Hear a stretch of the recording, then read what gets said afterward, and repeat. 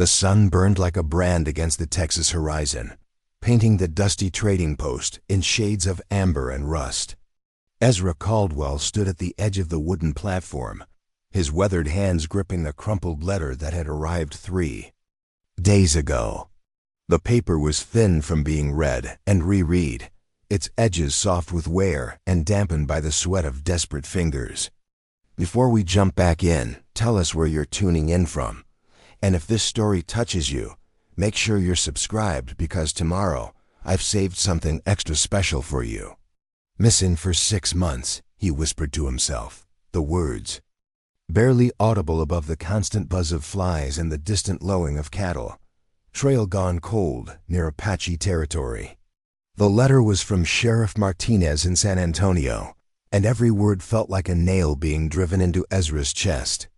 His younger brother Samuel had vanished while driving a herd north to Kansas. The last anyone had seen of him was at a watering hole 50 miles west of here, where Comanche raiding parties had been spotted moving like ghosts through the mesquite and sage. Ezra's ranch stretched across 2,000 acres of hard-won land, but it felt as empty as a tomb without Sam's laughter echoing from the bunkhouse. Every morning for the past 6 months, he'd saddled his horse and ridden out, searching creek beds and canyon walls, following tracks that led nowhere and hope that dissolved like morning mist. The cattle grew thin without proper herding, the fences sagged from neglect, and the silence in the evenings had become so complete it made his ears ring. Now, standing in the shade of the trading post's warped wooden awning, Ezra felt the weight of his failure pressing down on his shoulders like a yoke. He'd promised their dying mother he'd look after Sam, promised their father's grave he'd keep the family together. But promises, he'd learned, were as fragile as spring ice. "You look like a man carrying the weight of the world," came a gravelly voice behind him. Ezra turned to see Jeremiah Hoskins, the trading post owner, emerging from the shadows of his store. The old man's face was carved with lines deeper than creek beds, and his eyes held the kind of knowledge that came from witnessing too much suffering. "Maybe I am," Ezra replied, folding the letter carefully and slipping it into his vest pocket. "Have you heard anything about Comanche movements lately? Any word from the reservation?" Jeremiah spat into the dust, his expression darkening. "Heard. Plenty, none of it good."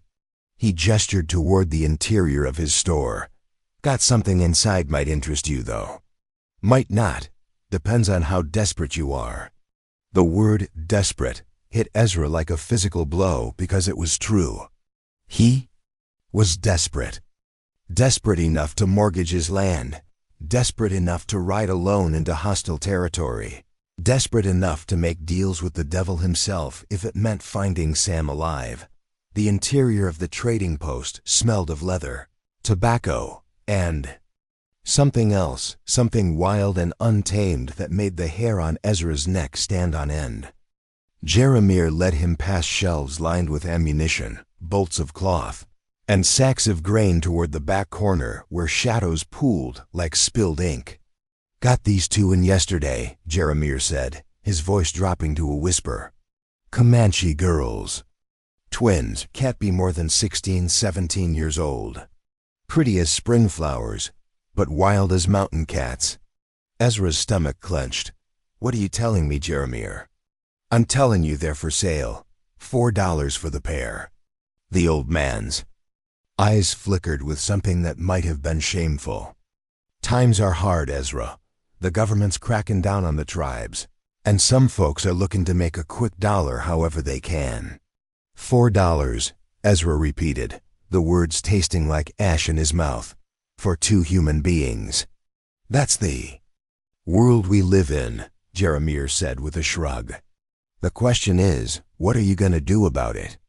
Ezra stepped deeper into the shadows, and that's when he saw them. 2 young women sat on a rough wooden bench, their hands bound with rope, their dark eyes reflecting the lamplight like pools of midnight water. They were identical in every way, the same high cheekbones, the same pride set to their shoulders, the same defiant tilt to their chins despite their circumstances. but it was their eyes that stopped him cold. There was intelligence there, sharp and calculating, and something else, a flicker of recognition when they looked at him. Not recognition of him personally, but recognition of his desperation, his need. They saw right through him, and in that moment, Ezra realized they knew exactly why he was here. The twin on the left spoke first, her voice carrying the musical cadence of her native tongue before switching to heavily accented English. "You search for someone." It wasn't a question. It was a statement delivered with the certainty of someone who had seen many desperate men walk through that door. "My brother," Ezra said, surprising himself with his honesty. "He's been missing for 6 months." The twins exchanged a look that passed between them like lightning quick, electric, and loaded with meaning. The second twin leaned forward slightly, her bound hands resting on her knees. "We know many things," she said, her English more precise than her sister's. "We know the movement of the herds, the paths of the warriors, the places where white men go to die." Ezra's heart hammered against his ribs. "What are you saying?" "We are saying," the first twin continued, "that $4 is very little for what we know. But perhaps it is enough for what you need." Jeremiah cleared his throat nervously.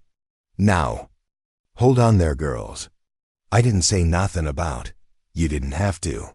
The second twin interrupted, her gaze never leaving Ezra's face. "This man bleeds from a wound that will not heal. We can smell it on him like smoke from a dying fire." The trading post fell silent, except for the distant sounds of horses and men going about their business outside. Ezra felt as though he were standing at the edge of a precipice, and the ground beneath his feet was beginning to crumble. "How do I know you're telling the truth?" he asked. The twins smiled simultaneously, and there was something both beautiful and terrible in that expression. The first twin spoke again, her voice dropping to barely above a whisper. "Your brother, he has a scar here." She gestured to her left temple with her bound hands. "From when he fell from a horse as a child. He laughs too loud and trusts too easily. He carries a silver watch that belonged to your father, and he sings when he thinks no one is listening." Ezra's blood turned to ice water. Everything she'd said was true, down to the smallest detail. No one but family could know about the scar, about the watch, about Sam's habit of singing old hymns while he worked. "Where is he?" The words came out as a croak. "Not here," the second twin said. "Not close. But not beyond reach for a man willing to pay the right price." Jeremiah stepped forward, his face flushed with excitement and greed. $4, Ezra. That's all I'm askin. $4, and they're yours to do with as you please." The moral weight of what he was contemplating crashed over Ezra like a wave. He was talking about buying 2 human beings, 2 young women who had been torn from their families and their lives. Every decent instinct he possessed screamed at him to walk away, to find another way, to maintain some shred of his humanity. But then he thought of Sam's laughter, of the promise he'd made to their dying mother, of the empty bunkhouse and the silence that had become his constant companion. He thought of 6 months of searching, of leads that went nowhere, of hope that had slowly withered like flowers in drought. If I pay the money," he said slowly, "what happens then?" The twins exchanged another of those lightning-quick looks. The first twin leaned back against the wall, her expression unreadable. "Then you learn whether $4 can buy you a brother," she said, "or whether it can only buy you 2 more graves to dig." The threat was delivered so matter-of-factly, so calmly, that it took Ezra a moment to process it. These weren't broken victims cowering in fear. These were warriors, bound but not defeated, calculating their next move with the patience of hunters. "I need to know more," Ezra said. "I need to know you're not just telling me what I want to hear." The second twin tilted her head slightly, studying him with those dark, penetrating eyes. "Your brother's horse was a bay mare with white markings on her front legs. She had a habit of shying in the shadows. He called her Belle. Another detail no stranger could know. Ezra's hands began to shake slightly as he reached into his pocket and pulled out a small leather pouch containing his remaining money. The weight of it seemed enormous, as if those few coins contained not just his last hope, but his soul. "What are your names?" he asked. "I am Ayana," the first twin said. "This is Kiona. We are daughters of Red Hawk, who was killed defending our village from your soldiers." The words hit Ezra like a physical blow. He thought of Sam, possibly dead or dying somewhere in the wilderness, and of these two young women whose father had been killed by men who looked like him, spoke like him, prayed to the same God he did. "I'm sorry," he said, and meant it. Kiona's expression softened almost imperceptibly. "Sorrow is like rain," she said. "It falls on everyone, but some ground is too hard to let it sink in." Jeremiah was growing impatient, shifting his weight from foot to foot and glancing nervously toward the door. "So what's it gonna be, Ezra? $4 and they're yours. Or you can walk away and keep wondering what happened to your brother for the rest of your life." Ezra closed his eyes and saw Sam's face, and heard his voice calling out from somewhere in the darkness. When he opened them again, his decision was made. "I'll take them," he said, his voice barely above a whisper. "God help me, I'll take them." The coins clinked as they hit Jeremiah's palm, 4 silver dollars that felt like 30 pieces of silver. The old man grinned and pocketed the money quickly, as if afraid Ezra might change his mind. "Pleasure doing business with you," he said. Then turned and walked away, leaving Ezra alone with the twins and the weight of what he'd just done. Preparing and narrating this story took us a lot of time, so if you are enjoying it, subscribe to our channel. It means a lot to us. Now back to the story. Ayana looked up at him, her expression unreadable. "You have bought us," she said. "But you have not bought our loyalty. That must be earned." "And if I can't earn it?" Kiona smiled, and there was something sharp and dangerous in it. "Then you will learn that $4 is a very small price to pay for a very large mistake." Outside, the sun was beginning to set, painting the sky in shades of blood and gold. Ezra stood there in the dim light of the trading post, facing two young women who might be his salvation or his doom, and realized that his real journey was just beginning.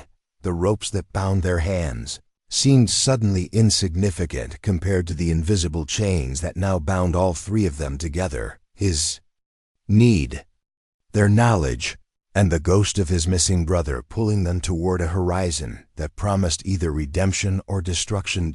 As he reached out to untie their bonds, Ezra whispered a prayer to a God who seemed very far away, asking for forgiveness for what he'd done and strength for what lay ahead. Because somewhere in the vast Texas wilderness, Sam was waiting, and these two Comanche sisters were the only hope he had left of bringing his brother home. The die was cast. The price was paid. And now, as the last light of day faded into purple twilight, Ezra Caldwell prepared to follow two strangers into the unknown, carrying nothing but $4 worth of desperate hope and the terrible knowledge that some choices once made could never be undone. The wagon wheels creaked a steady rhythm against the hard-pan road as Ezra guided his team of horses away from the trading post. The twins sat in the back, no longer bound but watchful as hawks, their dark eyes scanning the horizon with an intensity that made Ezra's shoulders tense. He'd cut their ropes the moment they'd stepped outside, expecting gratitude or at least acknowledgement. Instead, they'd simply rubbed their wrists and climbed into the wagon without a word. Miles passed in silence, broken only by the jingle of harness and the occasional snort from the horses. Ezra found himself stealing glances at his passengers through the small window behind his seat. Ayana sat with her back straight as a rifle barrel, while Kiona seemed to be reading the landscape like scripture, noting every rock formation and distant cloud of dust. "You got a name for your ranch?" Ayana asked suddenly, her voice cutting through the afternoon heat. "Caldwell Ranch," Ezra replied, his hands tightening on the reins. Been in my family for 15 years. Good land? Good. Enough. Got water year-round from Willow Creek, decent grazing for about 800 head when the grass is right. Kiona leaned forward slightly. How many men work for you? The question hung in the air like smoke. Ezra felt heat creep up his neck because the answer revealed just how alone he'd become. Right now, none. Had to let them go when ... He paused, unsure how much to reveal. When money got tight. The twins exchanged one of their silent conversations, a flicker of understanding passing between them faster than thought. Ezra caught it in his peripheral vision and felt a chill despite the blazing sun overhead. So you are truly alone, Ayanna said. It wasn't a question. For now. And you brought us to this empty place because you think we will tell you where to find your brother. Ezra pulled the horses to a stop and turned around fully to face them. The weight of their combined gaze felt like standing before a council of judges. I brought you because slavery is wrong, and I couldn't leave you there. Kiona tilted her head, studying him with those penetrating dark eyes. Many white men say slavery is wrong. Then they find reasons why their situation is different. This is different. How? The simple question hung between them like a blade. Ezra searched for words that wouldn't sound like justification, wouldn't reveal the depth of his desperation or the terrible arithmetic he'd done in his head. 2 lives against 1. $4 against a brother's death. Because I'm hoping. You'll choose to help me find Sam, he said finally. Not because I own you, but because it's the right thing to do. Ayanna laughed, but there was no humor in the sound. The right thing? Your people have taken our land, killed our fathers, scattered our tribes like leaves in the wind. Now you ask us to care about one missing white man? I'm asking you to care about justice. Whose justice? Kiona's voice was sharp as flint. Your brother may be lost, but our entire world has been destroyed. Which justice matters more? Ezra felt something crack inside his chest, not from anger, but from recognition. These women had every right to hate him, every reason to let Sam rot wherever he was. The fact that they knew anything about his brother at all suggested connections to the very people who might have killed him. You're right, he said quietly. I got no right to ask anything of you. But I'm asking anyway, because sometimes wrong. People ask for right things, and sometimes that's the only chance anyone gets. The twins stared at him for a long moment. Then Ayanna spoke, her voice softer but no less intense. Tell us about this brother, not the scars or the watch we already described. Tell us who he is, inside his skin. Ezra looked out across the rolling landscape, seeing in his mind's eye a younger version of himself with Sam's easy smile and quick laugh. Sam's the kind of man who'd give you his last dollar if you needed it more than he did. He once spent 3 days nursing a wounded coyote back to health, even though it had been killing our chickens. Said every creature deserved a chance to choose whether to be good or bad. He paused, swallowing hard against the tightness in his throat.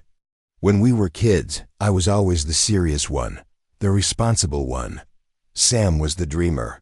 He'd lie on his back in the grass and point out shapes in clouds, tell stories about where the wind came from. Mother used to say he had enough imagination for 3 people. And yet he chose to drive cattle? Kiona asked. That is not a dreamer's work. No, it's not. But dreams don't pay for land or food or medicine when folks get sick. Sam took that job because the ranch was failing and we needed the money. He said he'd come back with enough to hire hands and buy breeding stock, to make the place profitable again. Ezra turned to face them fully, no longer caring if they saw the desperation in his eyes. He didn't go because he wanted to. He went because I needed him to. And now he's missing because I wasn't strong enough to hold things together on my own. The silence stretched between them like a bridge neither side was sure they wanted to cross. Finally, Ayanna spoke. In our tribe, when a warrior goes missing, the whole village searches. No one rests until he is found or until his bones are brought home for proper burial. We're not your tribe. No, she agreed. But you are also not like other white men we have known. Kiona shifted position, her gaze moving from Ezra to the horizon and back again. The men who took us from our village, they spoke of cattle drives. They spoke of the trail that runs north through Comanche territory. They spoke of raids and battles and men who disappeared into the grass like stones into deep water. Ezra's pulse quickened. What else did they say? That smart men avoid the old hunting grounds between here and the Red River. That stupid men leave their bones. They're to bleach in the sun. And Sam? Ayanna leaned forward, her expression grave. Your brother was neither smart nor stupid. He was unlucky. The words hit Ezra like a physical blow. Was? You speak of him like he's already dead. We speak of him as he was when we last heard his name spoken, Kiona said carefully. 3 moons ago, around the fires of our cousin's band. They spoke of a white man who sang while he worked, who showed kindness to a Comanche child who wandered into his camp. Hope flared in Ezra's chest like a struck match. He's alive? He was alive then. Whether he lives now... double quotes Ayanna shrugged. That depends on many things. The weather, the raiders, the choices he has made since. Ezra felt the world tilt slightly, as if the wagon had hit an unexpected rut. For 6 months, he'd feared the worst while hoping for the best.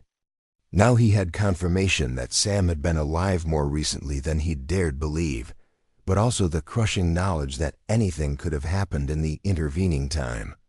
Where? He asked. Where was he when your cousin saw him? The twins looked at each other again, and Ezra saw something pass between them, a decision being weighed, a price being calculated. That information, Kiona said slowly, is worth more than $4. I don't have more money. We do not want money, Ayanna said. We want something else. Ezra waited, his heart hammering against his ribs. We want to go home, Kiona continued. Not to the reservation where they pen us like cattle, but to our true home. To the place where our father's bones rest and our mother still weeps for daughters she believes are dead. I can't promise that. The army does not patrol every canyon and hidden valley, Ayanna interrupted. A man who knows the land, who has reason to avoid soldiers, could find a way. Ezra understood what they were proposing: a trade. Information about Sam's location in exchange for help getting them safely to their ancestral lands. It would mean traveling through hostile territory, evading military patrols, and risking arrest or worse if they were caught. If we do this, he said carefully, and we find Sam alive, what's to stop you from disappearing the moment you see your people again? Kiona smiled, and for the first time since he'd met her, it reached her eyes. Nothing. Just as nothing stops you from leaving us in the wilderness once we tell you where your brother was last seen. So we trust each other. So we trust each other, Ayanna agreed, or we all die trying. The sun was beginning its descent toward the western horizon, painting the sky in shades of orange and pink. Ezra looked out across the vast expanse of Texas landscape, dangerous, beautiful, and unforgiving in equal measure, and realized he was about to commit himself to a journey that could end in disaster for all of them. How far? He asked. 2. Your brother's last known location? 5 days of hard riding. To our home after that? Another 3, if we are careful and the spirits favor us. And if we're not careful? Ayanna's expression grew serious. Then the buzzards will feast well this season. Ezra picked up the reins again, feeling their familiar weight in his hands. Behind him sat 2 young women who had every reason to hate him and his kind, who owed him nothing but were offering to risk their lives for a stranger's brother. It defied logic, challenged everything he thought he knew about justice and mercy and the complicated arithmetic of human suffering. Why? He asked without turning around. Why are you willing to help me? The wagon resumed its steady progress as Kiona answered, "Because you cut our ropes without being asked.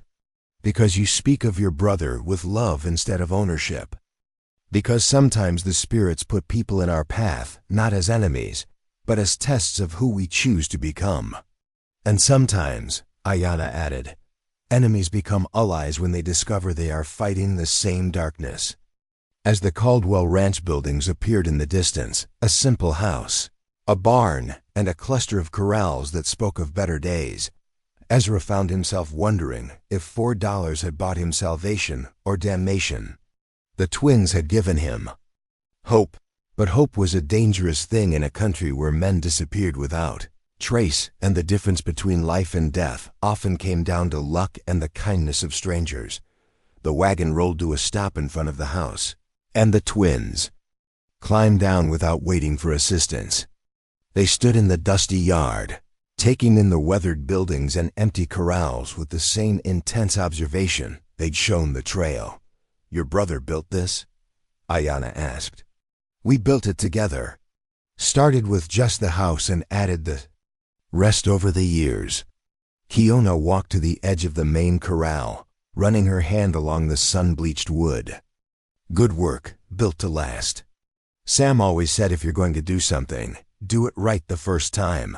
Wise words. She turned back to face him. "We will need supplies for the journey. Food, ammunition, horses that can travel fast and far." Ezra nodded, already mentally cataloging what he had and what he'd need to acquire. "I can manage that. The question is, when do we leave?" The twins looked at each other, then at the darkening sky. "Tomorrow at first light," Ayana said. "The longer we wait, the colder the trail becomes. And there are others searching for your brother, now people who do not wish him to be found alive." The words sent ice through Ezra's veins. "What others?" "Questions." "For later," Kiona said firmly. "Tonight we plan. Tomorrow we ride. And may whatever gods watch over fools and desperate men help us all." As the first stars appeared overhead, Ezra looked at his unlikely allies and realized that his solitary existence was about to change forever. Whether that change led to reunion or tragedy remained to be seen, but for the first time in 6 months, he wasn't facing the unknown alone. Dawn broke over the Caldwell Ranch like spilled honey, golden light pooling in the valleys between rolling hills. Ezra had been awake since before sunrise, moving through his morning routine with the mechanical precision of a man who'd learned to find comfort in small rituals. Coffee first, black and strong enough to wake the dead. Then a walk around the property to check for storm damage or broken fences. Though with no cattle to contain, the exercise felt more like visiting graves than maintaining a working ranch. Found the twins already awake, sitting cross-legged beside the cold ashes of a fire they'd built near the barn. They hadn't slept in the house he'd offered, pointing to the spare room that had once belonged to Sam, but Ayana had simply shaken her head and said something in their native tongue that sounded like flowing water over stones. "Your hospitality is noted," Kiona had translated, "but we sleep under stars that remember our names." Now watching them in the early morning light, Ezra was struck by how completely they belonged to this landscape. They sat with the stillness of deer at a waterhole, alert but unhurried, reading the wind and the behavior of distant birds with the fluency of people who'd learned survival from the ground up. "Coffee?" he offered, holding up a dented tin pot. Ayana wrinkled her nose. "Your coffee smells like burned bark." "Tastes worse than it smells," Ezra admitted. "But it'll keep you awake in the saddle." Kiona rose gracefully, brushing dust from her borrowed clothes. Ezra had given them clothing from Sam's trunk work shirts and sturdy pants that hung loose on their slender frames, but would serve better than their torn dresses for hard riding. "We need to discuss the route," she said, "and the dangers we will face." Ezra led them to the house, where he'd spread a hand-drawn map across the kitchen table. The paper was yellowed with age and marked with notations in different hands, his father's careful script. his own rougher additions, and Sam's optimistic notes about potential grazing areas and water sources. "This is where we are," he said, pointing to a spot marked Caldwell Ranch in faded ink. "And this is the general area where Sam was headed with the herd." His finger traced a line northward toward the Red River. Ayanna leaned over the map, her dark hair falling across her shoulder. As she studied the markings, "Your map is incomplete. It shows the white man's roads and the white man's towns, but not the places where we must go. Such as..." Kiona joined her sister at the table, their heads bent together over the paper. "Hidden canyons where water runs year-round. Caves where warriors have stored supplies for generations. Paths through the Badlands that soldiers do not know exist." She placed her finger on an unmarked area between two mountain ranges. "Here, this is where your brother was last seen, but it is not marked on your map because white men think it is empty wasteland." "What's actually there?" "Sacred ground," Ayanna said quietly. "A place where our people have gone for vision quests since before memory. Your brother was there not by choice, but because he was running from something." Ezra's blood chilled. "Running? From what?" The twins exchanged another of their wordless communications before Kiona answered. "From other white men. Men who wore the clothes of soldiers but moved like hunters. Men who asked questions about cattle and money and who might be traveling with valuable cargo. Outlaws. Worse than outlaws. These men had papers, badges, official authority to stop and search anyone they chose. But they used this authority for purposes the law did not intend. Understanding dawned like a cold sunrise. They were robbing the cattle drives, using their positions to find out which herds were carrying the most money, then hitting them in territory where no one would ask questions." Ayanna nodded grimly. "Your brother discovered this. He saw them take another herd 2 days before they came for him. Instead of continuing north where they expected him to go, he drove his cattle into the sacred lands, thinking the terrain would protect him. Did it? For a while. But sacred ground does not stop bullets, and spiritual protection means nothing to men who have sold their souls for gold." Ezra sank into a chair, feeling the weight of revelation settle on his shoulders like a lead blanket. Sam hadn't just disappeared, he'd been hunted. The little brother who saw good in everyone, who nursed wounded coyotes and sang while he worked, had stumbled into a conspiracy that reached into the highest levels of territorial law enforcement. "The cattle," he said. "What happened to the herd?" "Scattered," Kiona replied. "Some driven off by the fighting, others taken by the corrupt officials. A few probably found their way to water and survived wild, but most double quotes, she shrugged. Buzzard food. And Sam? That is what we must discover." Ezra studied the map again, noting the vast distances between settlements and the areas marked with warnings about hostile Indians or dangerous terrain. "How long ago did your cousin's band see him in this sacred place?" 3 moons, as we said. But there are signs that he survived the initial attack and escaped deeper into the canyons. Whether he lived beyond that depends on his knowledge of the land and his ability to find food and water in a country that kills white men regularly. You said these corrupt officials were still looking for him. Why? If they got the cattle, why hunt one man? Ayanna's expression darkened. Because your brother saw their faces. Because he knows their names. Because a man with such knowledge is either a valuable ally or a dangerous enemy, and they have not yet decided which. The implications hit Ezra like a physical blow. If Sam was alive, he was living as a fugitive, hiding from both hostile Indians and corrupt lawmen, probably wounded and certainly desperate. If he was dead, his killers wore badges and had the full authority of territorial law behind them. "We'll need more than supplies," Ezra said slowly. "We'll need to travel like ghosts. Stay off main trails, avoid settlements, trust no one in uniform."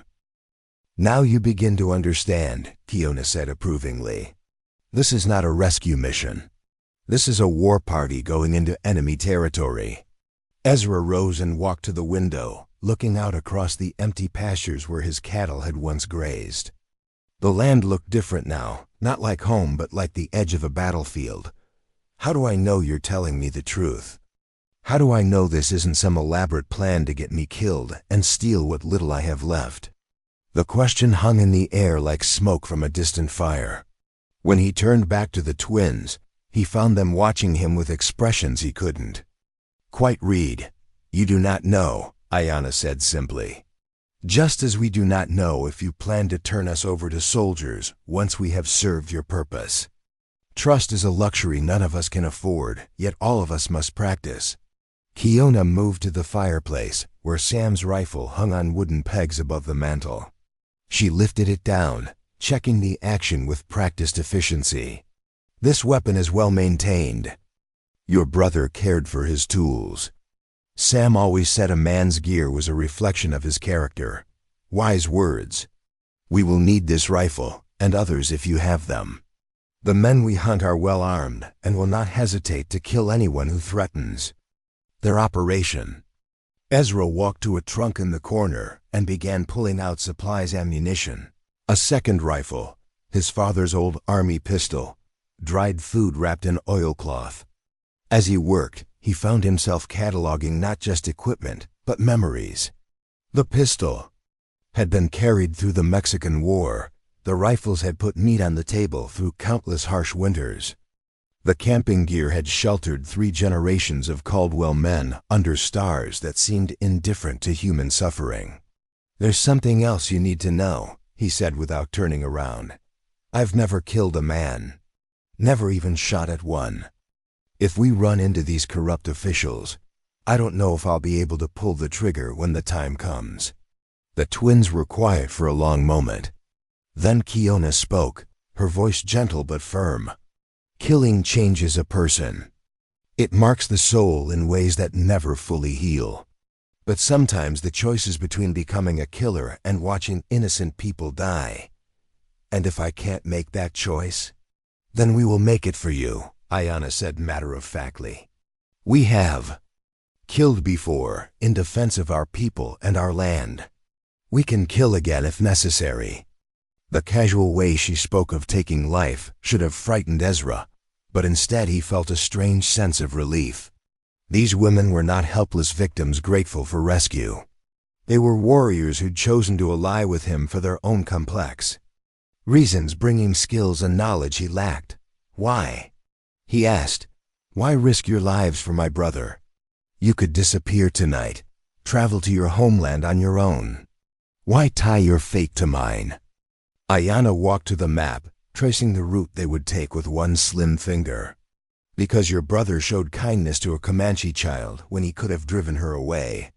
Because he sang songs that our cousin's band recognized songs of. Sorrow and hope that cross all boundaries of language and blood. And because, Kiona added, a man who would mortgage his ranch and spend his last dollars to buy our freedom is not a man we can abandon to face this darkness alone. The admission hung between them like a bridge built of shared understanding. Ezra realized that somewhere in the space between the trading post and this kitchen table, they had stopped being strangers and become something else, not quite friends. Not yet family, but people bound by common purpose and mutual need. There's one more thing, he said, pulling a small leather journal from the trunk. Sam kept records of everything, the people he met, the places he camped, the problems he encountered. He was always scribbling in this book. If we find him, or if we find evidence of what happened to him, this might help us understand the larger picture. Kiona took the journal, flipping through pages covered with Sam's neat handwriting. Your brother was observant. He notes the movement of other herds, the behavior of local officials, the presence of military patrols. This information could be valuable, or dangerous if it falls into the wrong hands. Then we must ensure it does not. The sun was climbing higher now, burning off the morning coolness and promising another day of blazing heat. Ezra looked at his companions, 2 young Comanche, Women who'd been slaves yesterday and were willing partners today, and marveled at how quickly circumstances could transform strangers into allies. "We should leave within the hour," he said. "Travel during the heat of the day when most sensible people are seeking shade. Make camp in the late afternoon and travel again after sunset."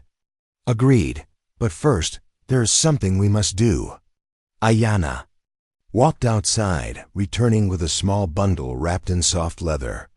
She unwrapped it carefully, revealing what looked like dried herbs, small bones, and stones worn smooth by water. "We must ask the spirits for protection," she explained. "And we must make an offering for your brother's safe return." Ezra watched as the twins arranged the items in a specific pattern on the floor, murmuring words in their native tongue. The ritual was foreign to him, invoking gods he didn't recognize and traditions that predated his family's arrival in Texas by centuries. Yet something about their reverence, their absolute faith in forces beyond human understanding, resonated with his own desperate prayers for Sam's safety. "What should I do?" he asked. Kiona looked up at him, her dark eyes reflecting depths he was only beginning to fathom. "Think of your brother.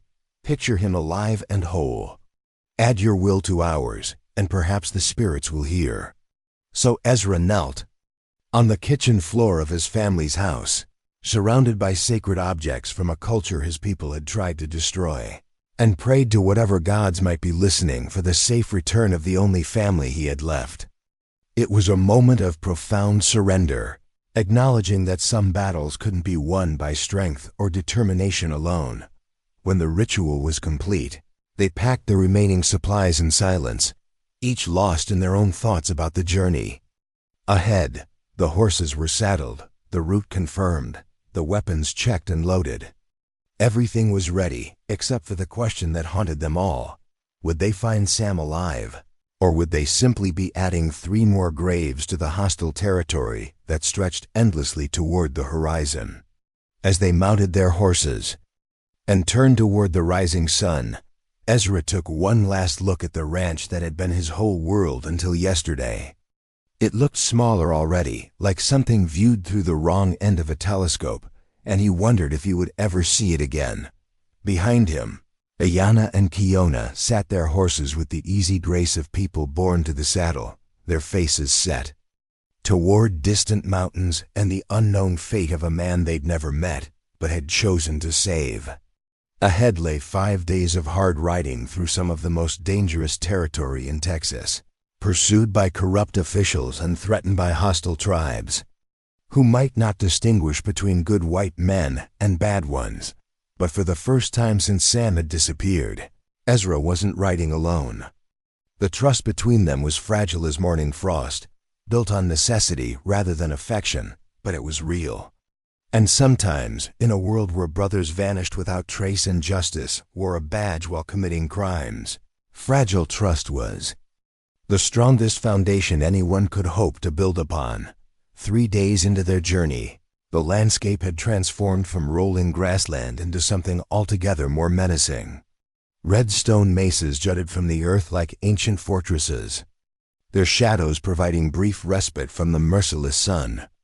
The horses picked their way carefully along narrow game trails that wound between boulders the size of houses, while overhead, buzzards traced lazy circles against a sky the color of heated steel. Ezra's mare stumbled on loose shale, and he felt sweat trickle down his spine despite the cooling evening air. They'd been riding since before dawn, pushing hard to reach a water source the twins insisted would be safe for the night. But as the hours stretched on and the terrain grew more treacherous, Ezra found himself questioning every decision that had led him to this desolate place. How much farther? He called ahead to where Ayanna led the procession, her horse navigating the rocky path with sure-footed confidence. "Not far. The spring lies just beyond that ridge." She pointed to a formation of red sandstone that looked no different from a dozen others they'd passed. Kiona, bringing up the rear, had been unusually quiet since noon when they'd spotted dust, clouds on the horizon behind them. She'd studied the distant signs through Ezra's field glasses before announcing grimly, that they were being followed by at least 6 riders, possibly more. Could be anyone, Ezra had said, trying to convince himself as much as his companions. Ranchers, drifters, maybe even a legitimate patrol. Maybe, Kiona had replied, but her tone suggested she believed otherwise. Now, as they crested the ridge and saw the promised spring below a circle of green in an ocean of red stone, Ezra felt a mixture of relief and foreboding. Water meant they could rest and water the horses, but it also meant they'd be trapped if their pursuers had been following their trail. The spring was everything Ayanna had promised. Clear water bubbled up from deep in the earth, creating a small pool surrounded by cottonwood trees and patches of hardy grass. Ancient petroglyphs covered the rock faces nearby, depicting hunters and animals and symbols whose meanings had been lost to time. "Sacred place," Ayanna murmured as she dismounted. "My grandmother's grandmother came here to seek visions before her first battle." Ezra led his horse to the water's edge, watching as the animal drank deeply. The twins moved with practiced efficiency, unsaddling their mounts and checking the animals for cuts or bruises from the day's hard travel. Everything about their movements spoke of people who'd lived their entire lives on the edge of survival. "We need to talk about what happens if those riders catch up to us," Ezra said as they made a cold camp in the shelter of the largest cottonwood. Kiona looked up from where she was examining their dwindling food supplies. "What happens is we find out whether you can kill when killing becomes necessary. There might be another way. If they are legitimate lawmen do not follow a trail for 3 days without identifying themselves." Ayanna interrupted. "These men hunt in secret because what they do cannot bear the light of day." Ezra felt a chill that had nothing to do with the evening air. "How can you be so certain?" "Because we have seen their kind before. They came to our village wearing badges and speaking of law and order. But they took our young women and killed our elders and burned our lodges while claiming to act in the name of justice." The bitter truth in her voice left no room for argument. Ezra realized he'd been clinging to the hope that the corruption the twins described was limited to a few bad men, not a systemic disease that infected entire territories. But the evidence was mounting that Sam had stumbled into something far worse than a simple robbery. "Tell me about the man who led them," he said. "The one who came to your village." Kiona's expression darkened. "His name is Captain Marcus Holloway. He commands a special detachment of territorial marshals, supposedly tasked with protecting cattle drives and maintaining order in the borderlands. But his real purpose is to steal what he was sent to protect." "Tall man with gray hair and a scar across his left palm from an old knife wound," Ayanna added. "He speaks softly and smiles often, but his eyes are like winter ice. He killed our father while apologizing for the necessity of it." The description sent ice through Ezra's veins because it matched perfectly with a man he'd met several times in the past year. Captain Holloway had visited the Caldwell Ranch twice, once asking questions about cattle rustling in the area, and once inquiring about Sam's planned drive to Kansas. Ezra had been impressed by the man's professionalism and apparent concern for local ranchers' welfare. "I know him," Ezra said quietly. "He came to my ranch, asked about Sam's route, the size of the herd, how much money we expected to make from the sale." The twins exchanged one of their lightning-quick looks. "Then you understand," Kiona said. "This is not a rescue mission anymore. This is a hunt, and we are both the hunters and the hunted." Night fell like a dropped curtain, bringing with it a chorus of coyotes and the distant screech of hunting owls. They took turns keeping watch, 2 sleeping while one sat with a rifle across knees, scanning the darkness for movement that didn't belong. During Ezra's second watch, around midnight, he heard it, the soft scrape of iron on stone that meant shod horses picking their way carefully through the darkness. He woke the twins with gentle touches, and they responded instantly, coming fully alert without making a sound. Ayanna held up 3 fingers, then pointed toward the ridge they'd descended earlier. 3 riders, approaching from the direction they'd come. Kiona gestured toward their horses, asking silently whether they should try to escape, but Ezra shook his head, pointing to the narrow trail leading out of the spring. They'd be sitting ducks on that path, visible against the lighter stone and unable to maneuver if shooting started. Instead, they gathered their weapons and took positions among the rocks surrounding the pool. The petroglyphs seemed to watch them from the stone faces, ancient warriors presiding over a battle that would determine whether their descendants lived to see another dawn. The riders appeared as shadows against stars, 3 men moving with the careful precision of hunters who tracked prey to its lair. They paused at the rim of the spring basin, studying the layout below. Then one of them called out in a voice that carried across the still air, "Caldwell, we know you're down there. Come out peaceful, and nobody has to get hurt." Ezra recognized the voice immediately. Deputy Frank Morrison, one of Captain Holloway's men who'd been present during both visits to the ranch. A man he'd offered coffee to, shared news with, trusted because of the badge on his chest. "What do you want, Morrison?" Ezra called back. "Just to talk. Captain Holloway sent us to bring you back safely. Seems you've gotten yourself mixed up with some dangerous folks." Beside him, Ayanna made a soft sound of disgust. Even in the darkness, Ezra could feel her contempt for the lies being spoken. "The only dangerous folks I see are the ones following me with guns drawn in the middle of the night," Ezra replied. Morrison's laugh echoed off the canyon walls. "Now that ain't neighborly, Ezra. We've come a long way to help you out of this mess. All we need is for you to turn over the Indian girls you bought, and we can all ride back to civilization like civilized folks." The casual way he spoke of the twins as property sent rage flaring in Ezra's chest. But before he could respond, Kiona's voice cut through the darkness like a blade. "We are daughters of Red Hawk, and we do not belong to any white man. Come down and take us if you can, dog soldiers." The insult calling them dog soldiers, the lowest form of warrior in Comanche culture, struck home. Morrison's voice lost its fake friendliness. "Have it your way, then. Boys, spread out. We'll flush them out like quail from cover." Muzzle flashes lit up the rim of the basin as the 3 men opened fire, their bullets whining off stone and splashing into the pool. Ezra pressed himself deeper into the rocks, his heart hammering against his ribs. This was it, the moment when all his doubts about his ability to kill would be put to the test.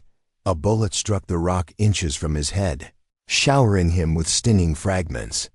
He raised Sam's rifle, sighted on one of the muzzle flashes, and squeezed the trigger. The weapon bumped against his shoulder, and he heard a curse from above, suggesting his shot had at least come close to his left. Ayanna's rifle spoke with deadly precision. A cry of pain echoed from the darkness, followed by the sound of a body hitting stone. "1 down, 2 to go. Bitch shot me." Morrison's voice, high with pain and rage. "Kill them all. No prisoners." The gunfire intensified, forcing Ezra and the twins to keep their heads down as bullets ricocheted wildly around the basin. But the attackers had made a critical error. They'd silhouetted themselves against the stars, while their targets had the dark backdrop of the canyon walls for concealment. Kiona moved like a ghost among the rocks, working her way around the pool's edge to get a better angle on their attackers. Her rifle cracked twice in quick succession, and another voice cried out in the darkness. Then silence fell, broken only by the gentle splash of spring water and the distant call of a night bird. "Morrison?" Ezra called. "Are you still up there?" "Number." Answer. Minutes passed like hours as they waited, weapons ready, for any sign of movement from above. Finally, Ayanna rose from her position and began climbing the steep trail that led back up to the rim. She returned 20 minutes later, moving silently through the darkness to where Ezra and Kiona waited by the horses. "2 dead, 1 gone," she reported. "Morrison escaped, but he is wounded and afoot. His horse threw him when my sister's bullet took him in the shoulder." Ezra felt a mixture of relief and horror wash over him. They'd survived, but the cost was becoming clear. 2 men were dead, and Morrison would undoubtedly report back to Captain Holloway that his quarry had teeth. "We need to move," Kiona said, already beginning to saddle her horse. "Morrison will ride double with someone, or steal a horse from the nearest ranch. Either way, Holloway will know our location by tomorrow night. Where can we go? If they've been tracking us this far, they know our general direction. We go where no white man can follow," Ayana said grimly. "Into the heart of Comanche territory, where the spirits of our ancestors will either protect us or claim us." As they loaded their gear by starlight, Ezra found himself thinking about the 2 dead men on the rim above. He didn't know their names. Didn't know if they had families waiting for them somewhere. All he knew was that they'd died trying to capture or kill him and the twins, following orders from a man who wore the badge of law while breaking every principle justice stood for. "I never thought it would come to this," he said as they led their horses away from the spring. "Violence always comes," Kiona replied softly. "The only choice is whether you see it as a victim or a warrior." They rode through the remainder of the night, following paths invisible to Ezra but clear as highways to his companions.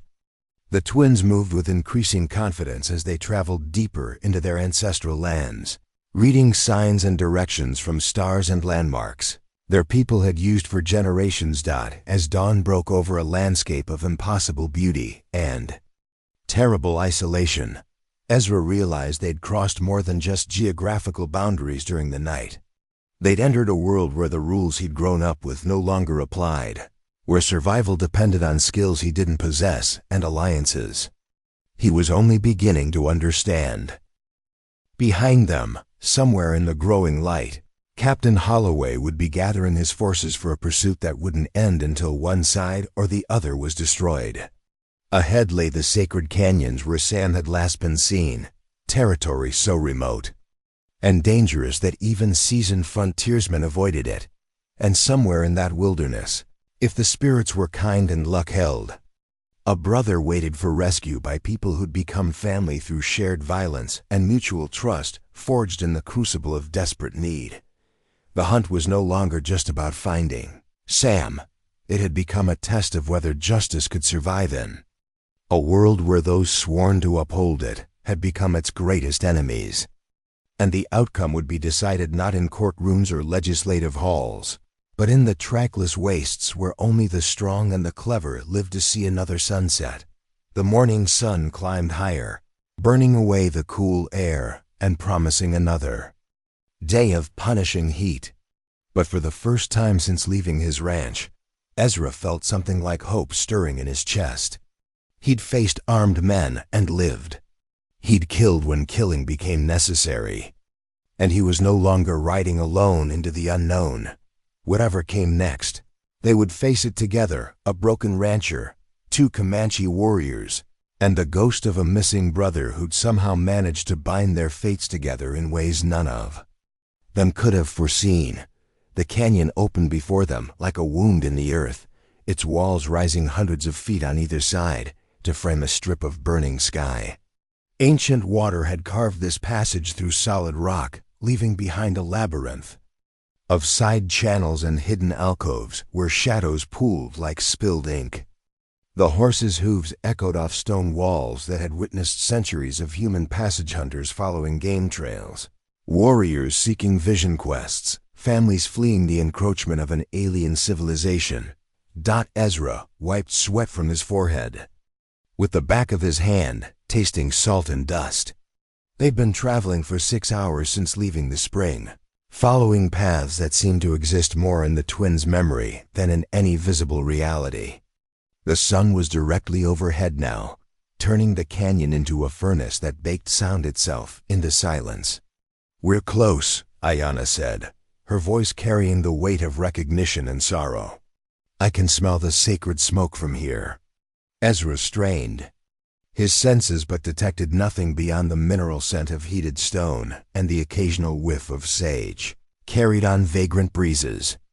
Yet he'd learned to trust the twins' superior knowledge of this landscape, just as they'd learned to trust his determination to find Sam regardless of the cost.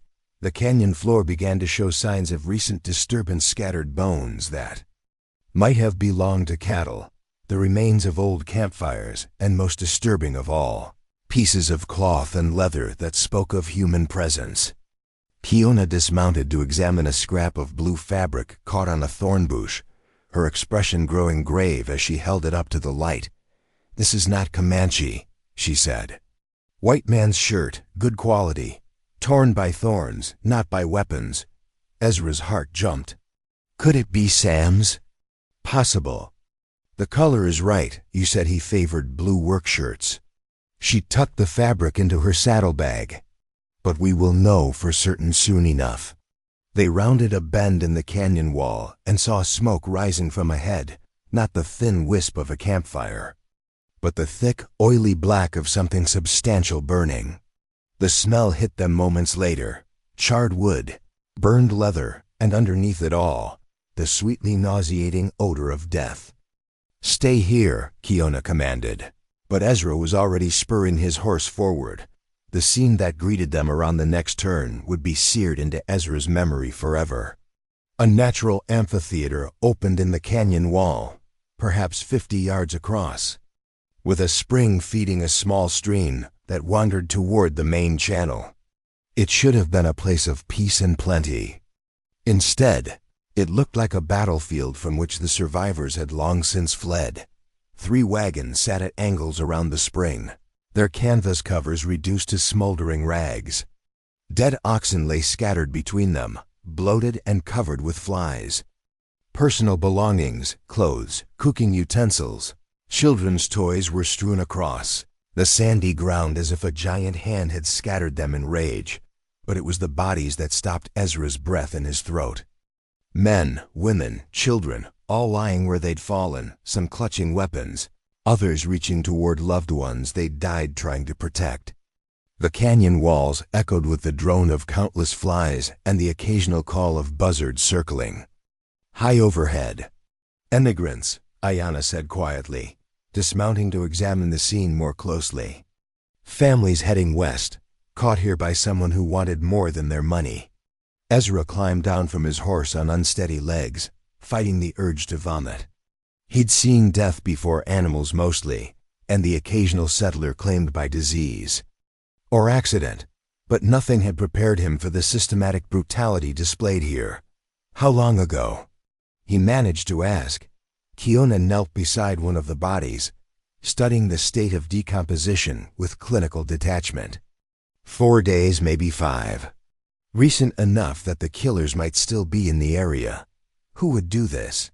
Even raiders don't usually kill children. "Men who cannot afford witnesses," Ayana replied grimly. "Men who have abandoned all pretense of honor in pursuit of wealth." Ezra moved through the carnage, looking for any sign that Sam might have been here, might have tried to help these people. Near the largest wagon, he found what he was looking for: a man's boot print in the dried mud beside the stream, larger than the others and showing the distinctive wear pattern of someone who spent most of his time in the saddle. "Sam was here," he said, pointing to the track. "This is his boot. I'd know that print anywhere." The twins approached, studying the ground with practiced eyes. They found more additional boot prints, evidence that someone had moved through the camp after the killing stopped, and most importantly, tracks leading away from the massacre site toward the far end of the canyon. "Your brother came upon this scene after the attack," Kiona concluded. "He searched for survivors, found none, then continued deeper into the canyon. But he was not alone." She pointed to a second set of tracks paralleling Sam's, smaller and wearing moccasins instead of boots. Someone was with him. A Comanche, probably. Young from the size of the feet. Understanding dawned on Ezra like a cold sunrise. "The child you mentioned. The one your cousin's band spoke of, the one Sam showed kindness to, it appears so. Your brother found a survivor and took responsibility for keeping the child alive." The revelation transformed everything.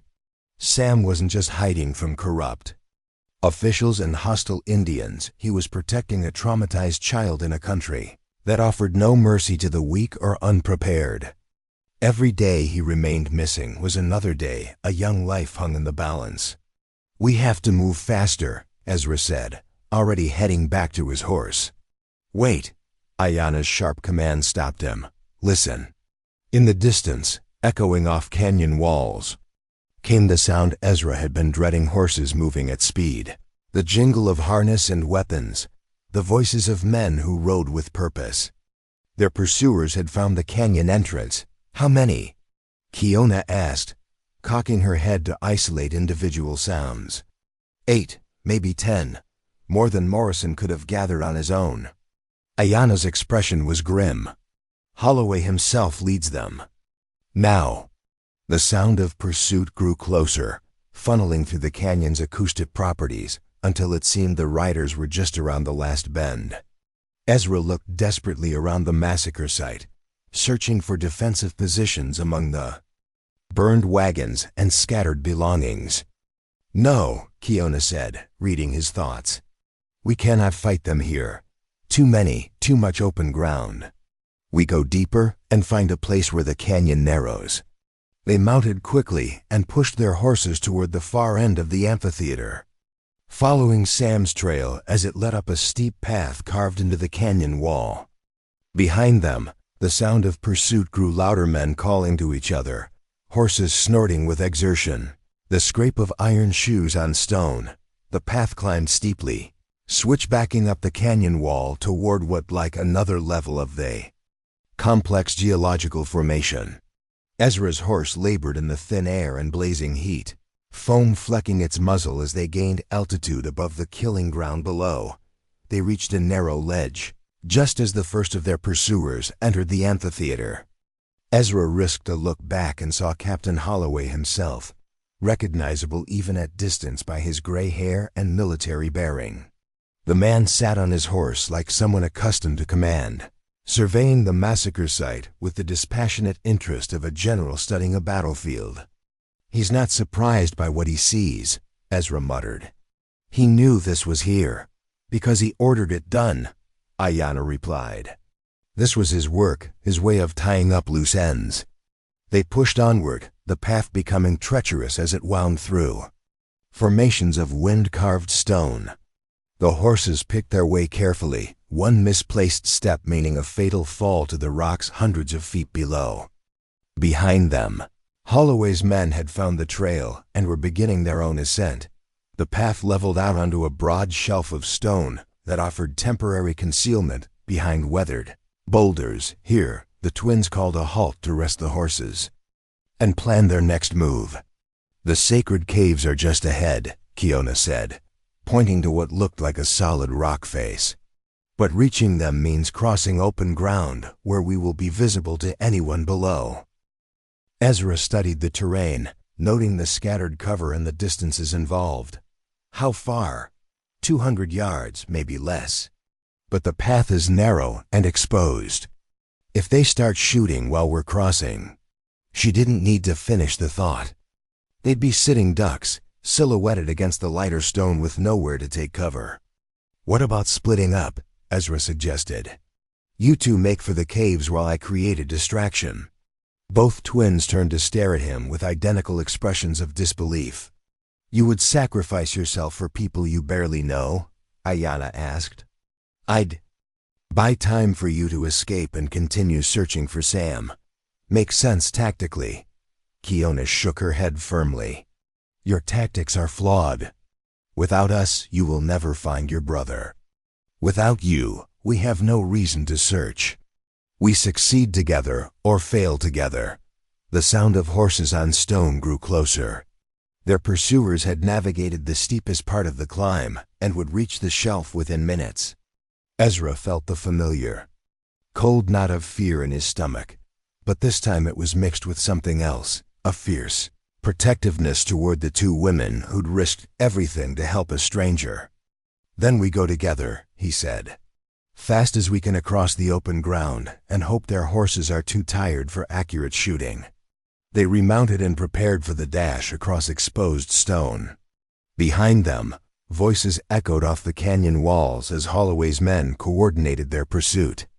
These weren't ordinary outlaws or corrupt officials acting alone. They moved with military precision, suggesting resources and organization that reached far beyond territorial law enforcement.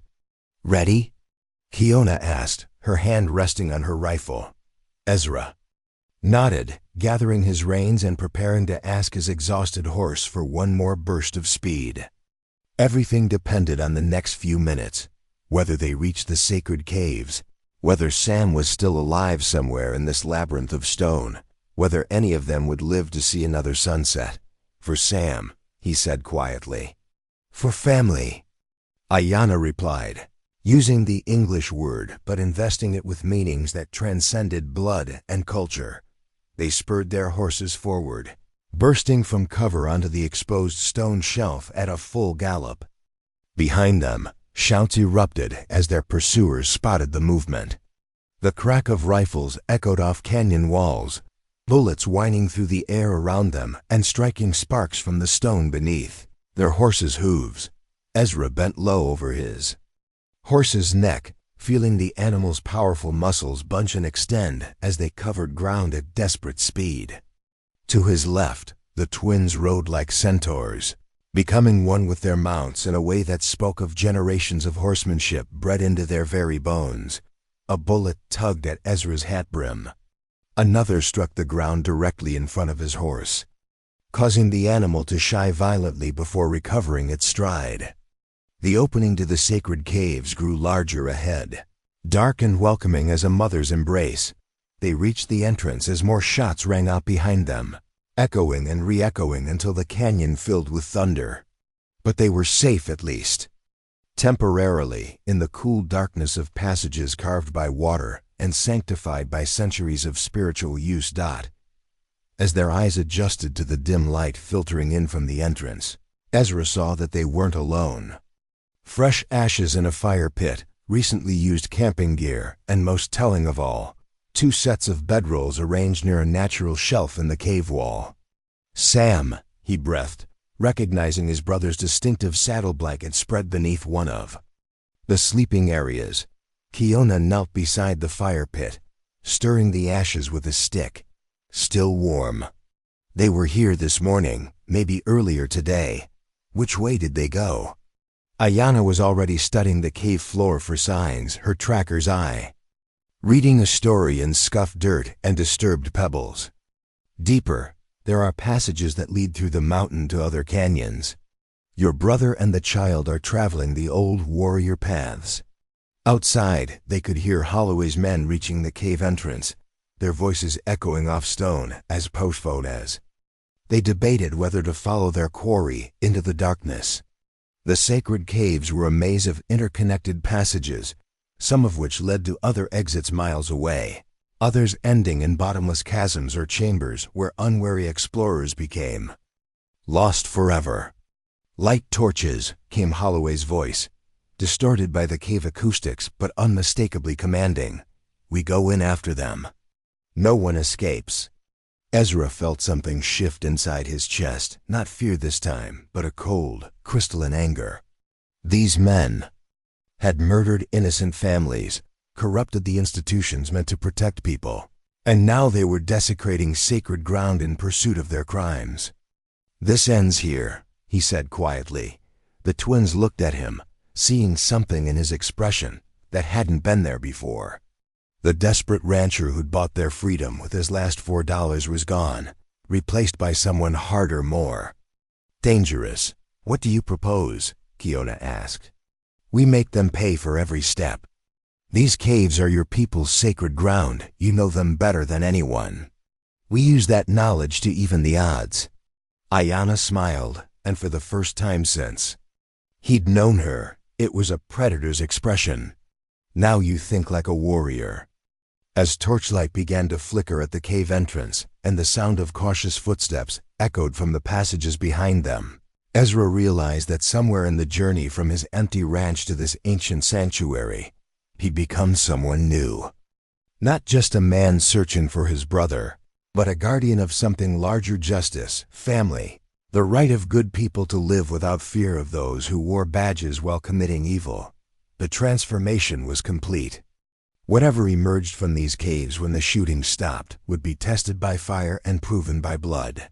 And somewhere ahead in the darkness, Sam waited with a traumatized child, trusting that his older brother would find a way to bring them all home safely. The hunt was about to become something else entirely, awesome safely. Reckoning that would echo through these sacred passages long after the last gunshot faded into silence.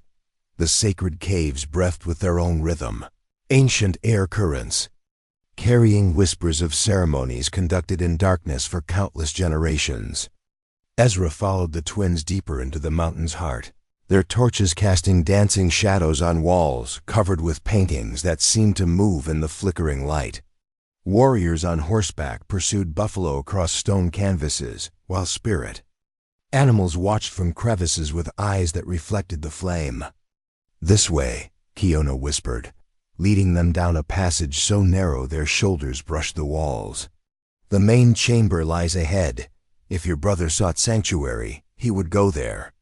Behind them, Holloway's men had entered the cave system, their voices echoing through the tunnels as they split into smaller groups to search the maze of passages. The sound of their boots on stone carried strange acoustic properties here, seeming to come from all directions at once. "How many entrances to this main chamber?" Ezra asked, checking his rifle's action for the third time in as many minutes. "3. That I know of," Ayana replied. "But there may be others.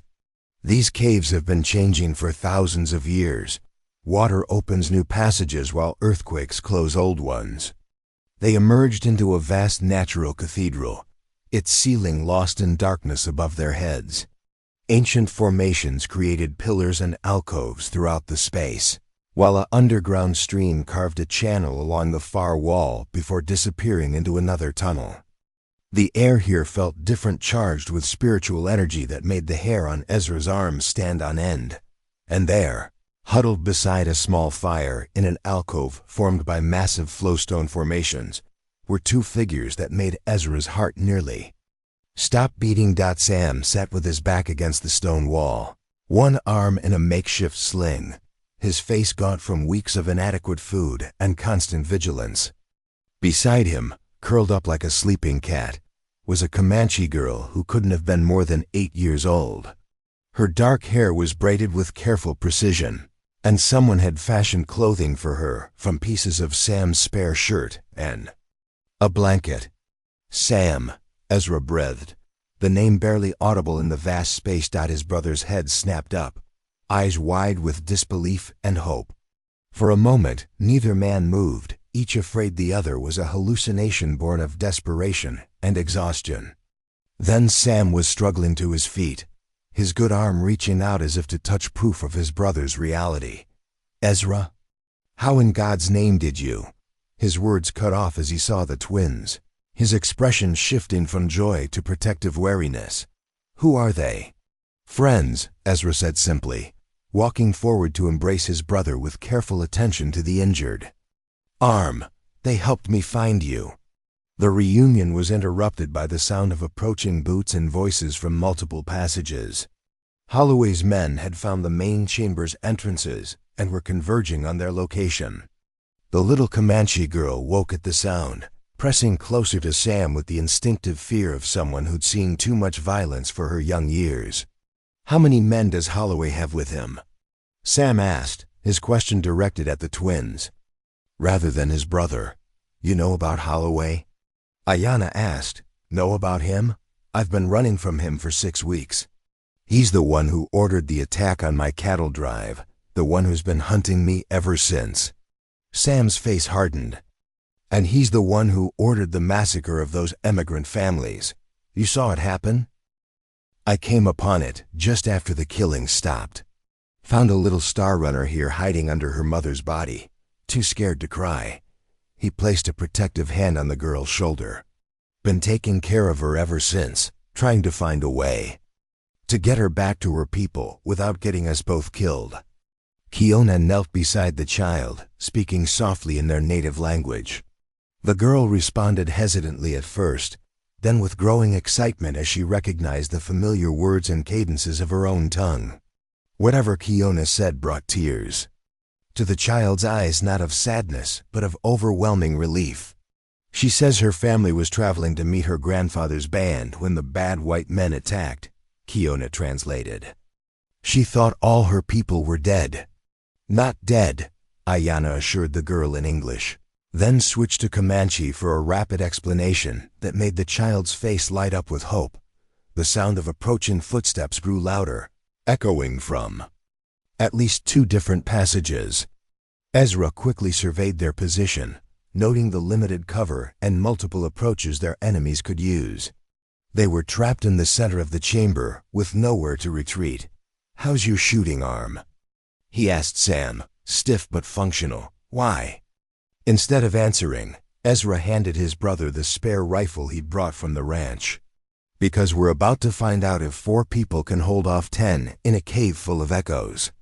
4 people and whatever spirits call this place home," Ayana corrected, taking position behind a natural stone formation. "Our ancestors fought battles here. Their strength remains." Torchlight began to flicker from the eastern passage as the first group of Holloway's men approached the chamber entrance. Ezra counted at least 4 shadows moving through the tunnel, their weapons ready and their movements coordinated like soldiers rather than ordinary lawmen. "Caldwell." Holloway's voice boomed across the chamber, magnified by the acoustic properties until it seemed to come from the stone itself. "I know you're in there. Send out the Indian girls and the child, and I'll let you and your brother ride away from this." "Counteroffer," Ezra called back. "You and your men turn around and leave, and I won't shoot you for the murderer you are." Holloway's laughter echoed off the cave walls. "You're outnumbered 3 to 1, son. Don't let pride get you killed. Pride's got nothing to do with it. This is about justice." "Justice?" The contempt in Holloway's voice was thick enough to taste. "I am justice in this territory. I wear the badge, I carry the authority, and I decide who lives and dies. You're just a grieving rancher who got in over his head." More torchlight appeared from the western passage as a second group of men took position. Ezra realized they were being surrounded with armed opponents at multiple entrances and no way to escape except through passages that might or might not lead to other exits. "What's the plan?" Sam whispered, settling into position with his rifle trained on the eastern approach. "Kill as many as we can and hope it's enough," Ezra replied grimly. "That's not a plan, that's a prayer. Sometimes they're the same thing." The first shots came from the western passage, muzzle flashes lighting up the tunnel mouth as Holloway's men tried to pin them down with covering fire. Bullets whined off stone formations and splashed into the underground stream, the sound magnified into a thunder that filled the chamber. Kayona's rifle answered immediately, her shot so precise that one of the muzzle flashes went dark and stayed that way. A cry of pain echoed from the passage, followed by cursing and the sound of a body being dragged to safety. "One down," she reported calmly from the eastern entrance. More shots rang out as a second group tried to advance into the chamber. Sam's rifle cracked twice in quick succession, driving them back into the tunnel where the confined space worked against them.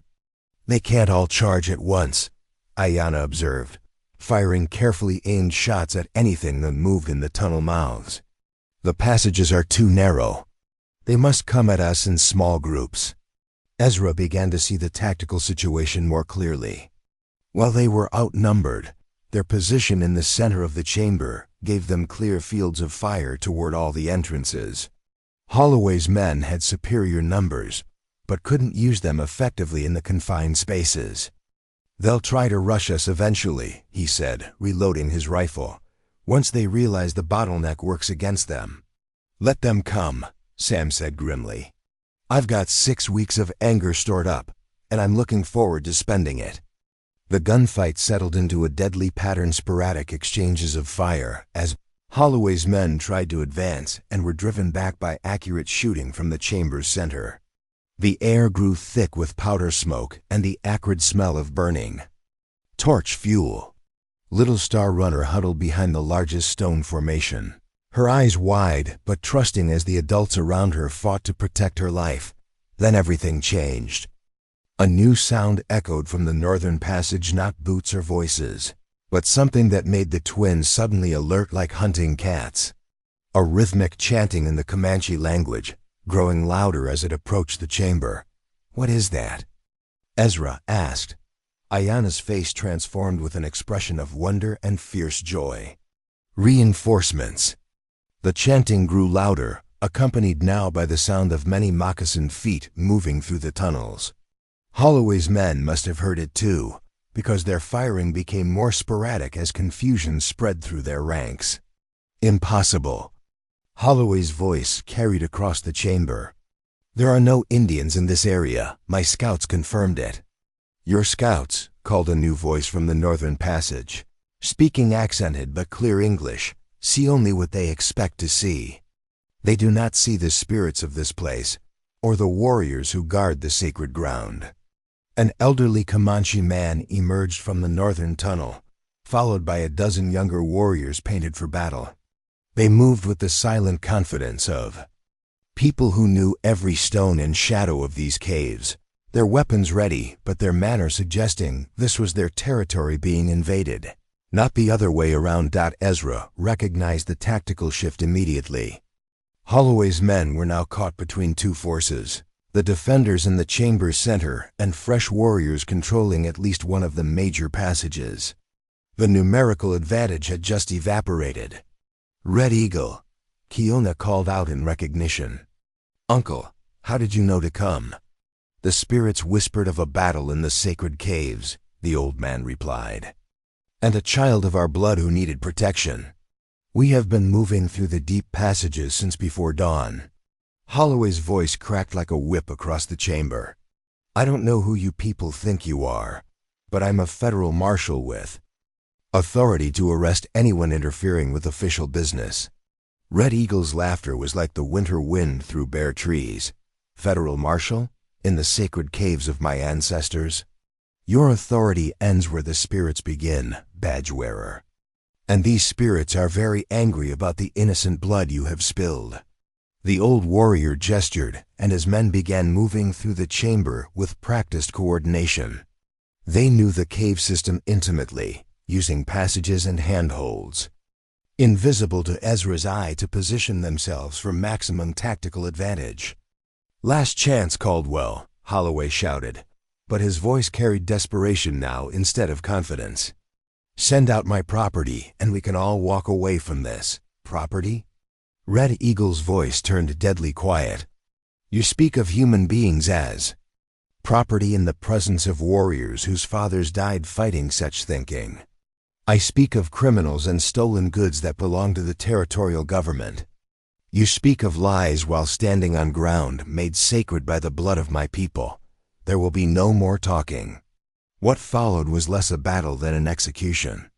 Holloway's men, trained for fighting on open ground with conventional tactics, found themselves completely outmatched in the maze-like cave system. The Comanche warriors moved like shadows, appearing and disappearing through passages Holloway's men didn't know existed, striking with silent efficiency and vanishing before return fire could be organized. The gunfight lasted less than 10 minutes. When the last echoes faded, 5 of Holloway's men lay dead in the passages. 3 others had fled back toward the cave entrance, and Captain Marcus Holloway himself knelt in the chamber's center with Red Eagle's knife at his throat.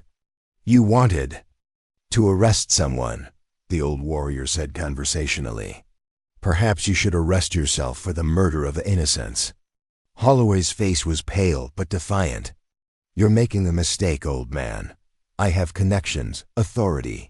Kill me, and the entire territorial government will come down on your people." "The territorial government," Red Eagle replied, "will be very interested to learn about a federal marshal who murders immigrant families and steals cattle drives. especially when presented with evidence by respected ranchers and surviving witnesses. He looked meaningfully at Sam, who still held his rifle trained on their captive. "I believe you have a story to tell about this man's crimes." Sam nodded grimly. 6 weeks worth of stories. Names, dates, locations, everything I've seen and heard. While running from his corruption, Ezra felt something settle in his chest, not quite peace, but the closest thing to it he'd experienced since Sam disappeared. The immediate danger was over. The corrupt official who'd terrorized the territory was captured, and his family was safe. But as he looked around the chamber at the mix of white ranchers and Comanche warriors, who'd somehow become allies in the cause of justice, he realized something fundamental had changed. The boundaries that had seemed so absolute before between races, between enemies and friends, between his old life and whatever came next, had shifted in ways that could never be undone. Little Star Runner ran to Red Eagle, speaking rapidly in her native tongue. The old man's weathered face softened as he listened. Then he looked toward the twins with something approaching reverence. "The child says these women saved her from the bad white men, that they helped bring her home to her people. Such courage honors the memory of her grandfather." Ayanna and Kiona exchanged one of their silent communications. Then Ayanna spoke. "We did what the spirits required, nothing more." "Nothing more?" Red Eagle smiled. "You turned enemies into allies, brought justice to the guilty, and reunited families separated by violence. If this is nothing more, then you have learned wisdom that many warriors seek their entire lives without finding." As the echoes of gunfire faded and torch smoke cleared from the ancient chamber, Ezra realized that their desperate journey had become something larger than a simple rescue mission. It had become a test of whether justice could survive in a world where those sworn to uphold it had become its greatest enemies. And somehow, against all odds, justice had won. The sacred caves that had witnessed centuries of human struggle had added another chapter to their history, the day when a desperate rancher, 2 freed slaves, and a band of Comanche warriors proved that courage and determination could overcome corruption and cruelty, no matter how powerful or well-connected the perpetrators might be. The hunt was over. But the real journey, learning to live in a world transformed by shared sacrifice and mutual trust, was just beginning.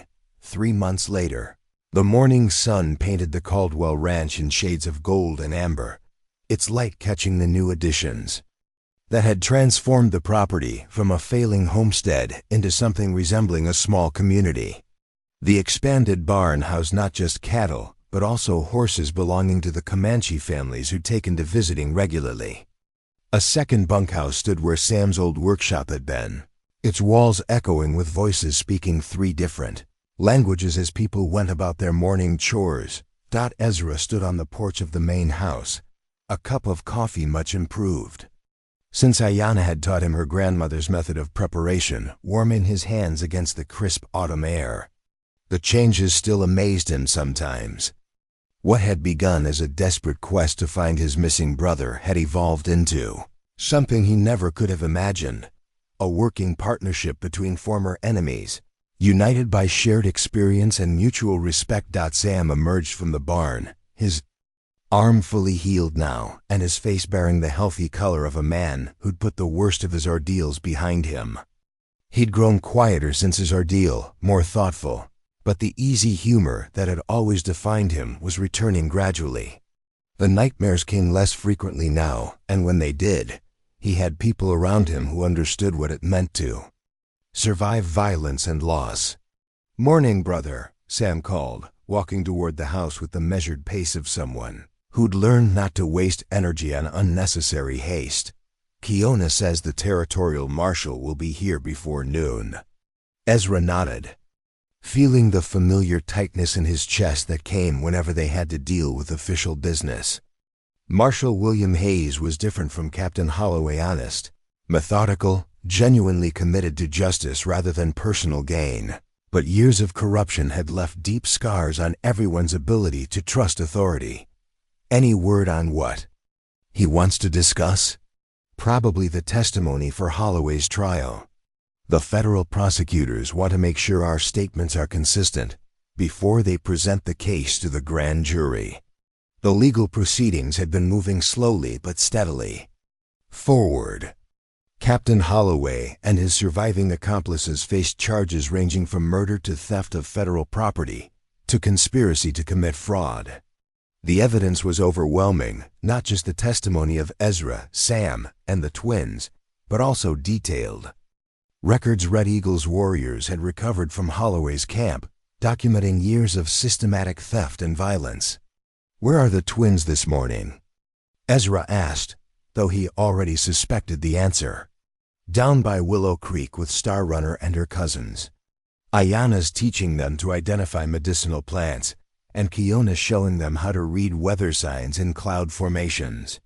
The integration of little Star Runner into ranch life had been one of the most natural things Ezra had ever witnessed. The child who'd survived unimaginable trauma had blossomed under the care of extended family, both blood relatives and chosen ones. Red Eagle had initially planned to take her back to the main band's winter camp, but Star Runner herself had requested permission to stay at the ranch until spring, explaining in her careful English that she wanted to learn the white man's ways, as well as her own people's traditions. "Knowledge is power," she'd said, with the solemn wisdom of someone far older than her 8 years. "I will need both kinds of knowledge to help my people in the world that is coming." Her presence had changed everything. What might have remained a temporary alliance of convenience had become something deeper when adults from 3 different cultures found themselves cooperating to raise a child who belonged to all of them, and none of them exclusively. Ezra walked down toward the creek, following the sound of laughter and animated conversation. He found the group in a grove of cottonwoods, where Ayana knelt beside a patch of wild herbs while Star Runner and 2 young Comanche boys examined each plant with intense concentration. Kiona stood nearby, pointing out cloud formations and explaining how their shapes and movement predicted weather changes. "This one is good for fever," Star Runner was saying in careful English, holding up a sprig of what looked like ordinary weeds to Ezra's untrained eye. "But you must pick it when the moon is right, or it loses its strength." "Very good," Ayana approved. "And what about this one?" The child studied the next plant carefully before answering. "For stomach sickness. But it is dangerous if you use too much. My grandmother said medicine and poison are often the same thing. The difference is in the amount and the knowledge of the user." Ezra marveled at the depth of traditional knowledge being passed down through such informal teaching moments.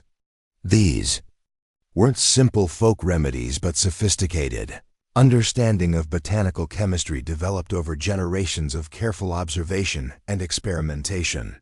"Marshal Hayes will be here soon," he announced to the group. The twins exchanged one of their wordless communications before Kiona responded. "We will be ready. The truth does not change, no matter how many times officials ask us to repeat it." "Are you worried about testifying?" Ezra asked. Ayana considered the question seriously before shaking her head. "Worried? No, but cautious. Yes, we have learned that white man's justice can be unpredictable, even when the evidence is clear. This is different. Hayes is honest, and the federal prosecutors seem genuinely committed to seeing Holloway punished. Perhaps. But we have also learned that honest men can be overruled by dishonest ones, and that justice delayed often becomes justice denied." Her skepticism was understandable given everything they'd experienced, but Ezra felt cautiously optimistic about the legal proceedings. Too much evidence existed for Holloway to escape punishment, and too many powerful people had been embarrassed by the scope of his corruption to allow it to be swept under bureaucratic carpets. They walked back toward the ranch buildings as the sun climbed higher, the autumn air crisp with the promise of winter. The cattle in the distance grazed peacefully, their numbers rebuilt through a combination of Ezra's careful management and unexpected partnerships with neighboring ranchers who'd been impressed by his role in exposing the corruption that had plagued the territory. "There's something else we need to discuss," Sam said as they approached the main house. "Red Eagle sent word that the Indian agent wants to meet with us next week." Ezra felt his shoulders tense. Official visits always brought complications, and Indian agents were notorious for their arbitrary enforcement of federal policies regarding tribal interactions with white settlers. What does he want? "To discuss the irregular arrangements at our ranch. Apparently, someone reported that we're harboring Indians who should be on the reservation." "Harboring?" Kiona's voice carried dangerous undertones. "We are guests here, not prisoners hiding from lawful authority." "I know that, and you know that, but federal policy doesn't recognize the distinction. According to Washington, all Indians are supposed to be on designated reservations unless they have specific permits for temporary absences." The legal complexities were maddening. Star Runner was technically a ward of the federal government, subject to policies designed by bureaucrats who'd never set foot in Indian territory. The twins had never been assigned to any reservation, having been captured and sold before official procedures could process them. But that legal ambiguity could be interpreted as making them fugitives from federal authority. "What did Red Eagle advise?" Ayanna asked. "That we prepare for a fight, but not the kind involving rifles and gunpowder. This battle will be fought with papers and precedents and political pressure." Ezra had been dreading this confrontation since the day they'd returned to the ranch. The informal arrangements that had evolved organically based on mutual respect, practical necessity, and genuine affection didn't fit neatly into the categories that governed official policy. Yet those arrangements had created something unprecedented, a working model of cooperation between cultures that had been at war for generations. "We'll face it together," he said finally. "Whatever comes, we'll handle it the same way we handled Holloway and his men, with superior firepower and advantageous terrain," Sam asked with a slight smile. "With truth, determination, and the knowledge that we're fighting for something worth preserving."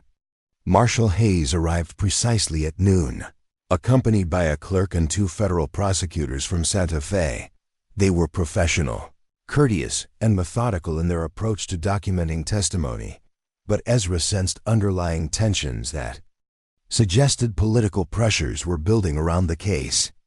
"The defense attorneys are claiming that Captain Holloway was conducting legitimate law enforcement operations that were misunderstood by civilian witnesses," the lead prosecutor explained after they'd finished reviewing the written statements. "They're portraying him as a dedicated officer who may have used harsh methods, but was acting within his authority to maintain order in a lawless territory." "Harsh methods?" Sam's voice carried barely controlled anger. "He murdered entire families, which we can prove through physical evidence and multiple witnesses. But his lawyers are arguing that those killings occurred during legitimate attempts to arrest known fugitives and recover stolen property." Ayanna leaned forward, her dark eyes intense. "What's stolen property?" "The immigrants he killed were traveling with their own possessions, heading west to start new lives. According to Holloway's records, they were transporting cattle branded with marks belonging to ranchers who'd reported them stolen. The defense claims the immigrants were part of a rustling operation, and that Holloway's men were fired upon when they attempted to make arrests." Ezra felt his blood begin to boil. "Those records are forgeries. Holloway's men killed those people for their money and possessions, then created false documentation to justify the murders, which we believe as well. But proving it in court requires more than belief. It requires evidence that can't be disputed or explained away." The legal complexities were staggering. Holloway had been careful to create paper trails that supported his version of events, falsifying reports and manufacturing evidence with the skill of someone who'd had years to perfect his methods. Overturning that accumulated deception would require not just testimony, but also expert analysis of documents, handwriting, dates, and bureaucratic procedures. "What do you need from us?" Kiona asked. More detail about his methods. Specific conversations, documented timeline of events, anything that can help us prove pattern and intent rather than isolated incidents. They spent the afternoon going through everything again, this time with lawyers taking notes on legal implications and precedents. Star Runner was called in to provide her account of the emigrant massacre, her small voice steady and clear as she described horrors no child should have witnessed. The prosecutors were gentle with her, recognizing both the legal value of her testimony and the trauma it represented. This child's account could be the key to the entire case, one of the lawyers confided to Ezra afterward. She's the only surviving witness to the emigrant massacre, and her description of the attackers matches Holloway's men perfectly. She's 8 years old. Will a jury believe her testimony over that of federal officers? If we present it properly, yes.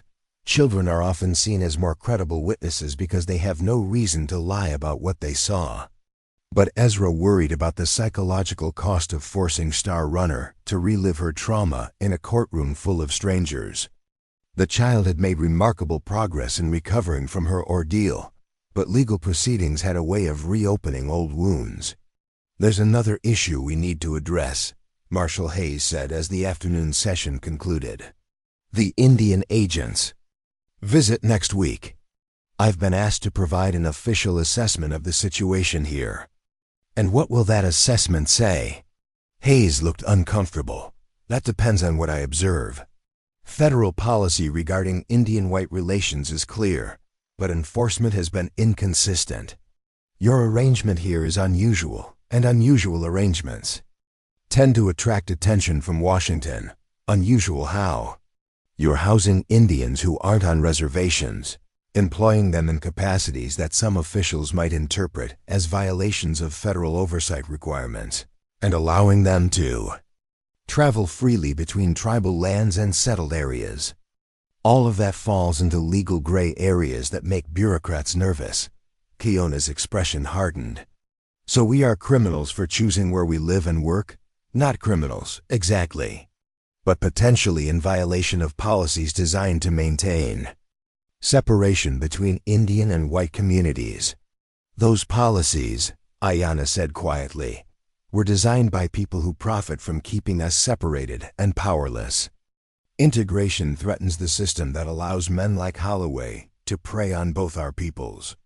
The observation was astute and troubling. The corruption they'd uncovered hadn't existed in isolation.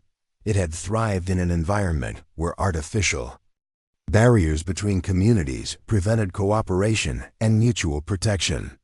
Holloway's men had been able to attack emigrant families in Comanche villages with equal impunity because federal policies discouraged the kind of alliances that might have exposed their crimes.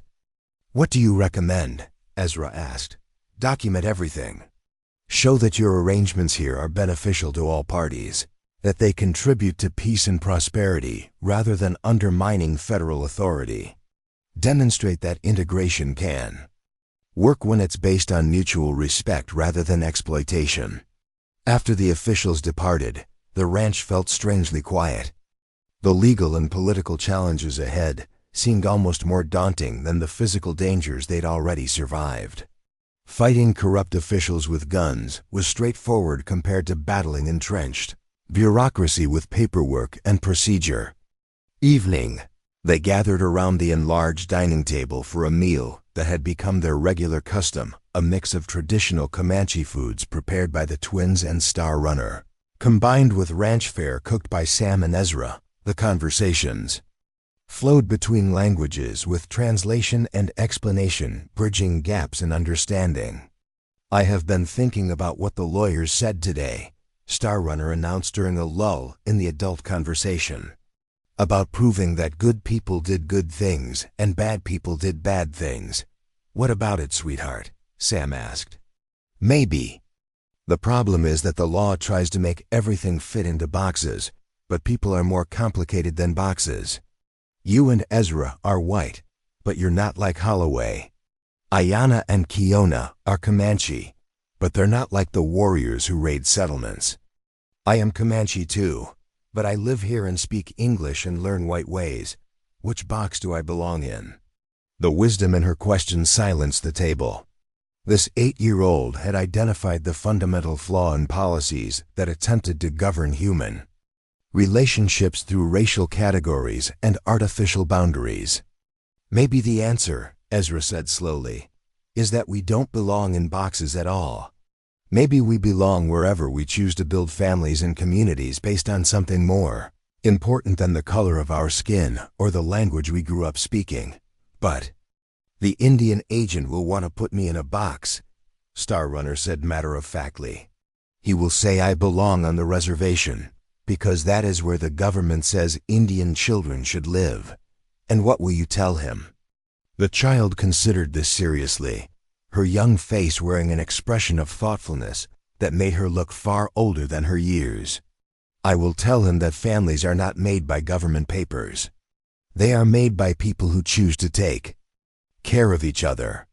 Red Eagle arrived the next morning, bringing with him not just warriors but also women and elders who wanted to see for themselves the place where their children and grandchildren had found sanctuary.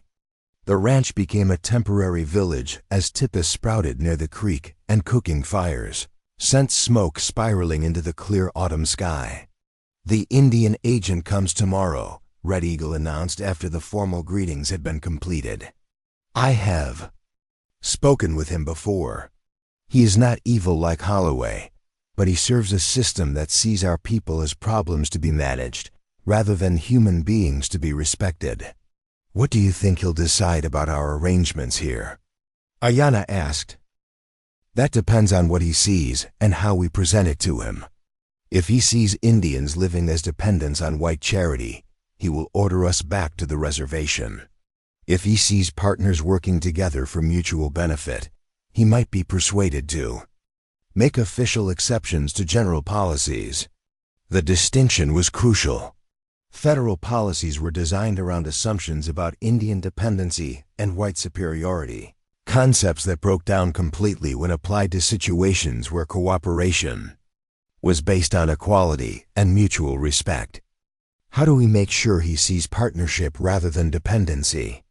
Ezra asked. By showing him the truth, Kiona replied.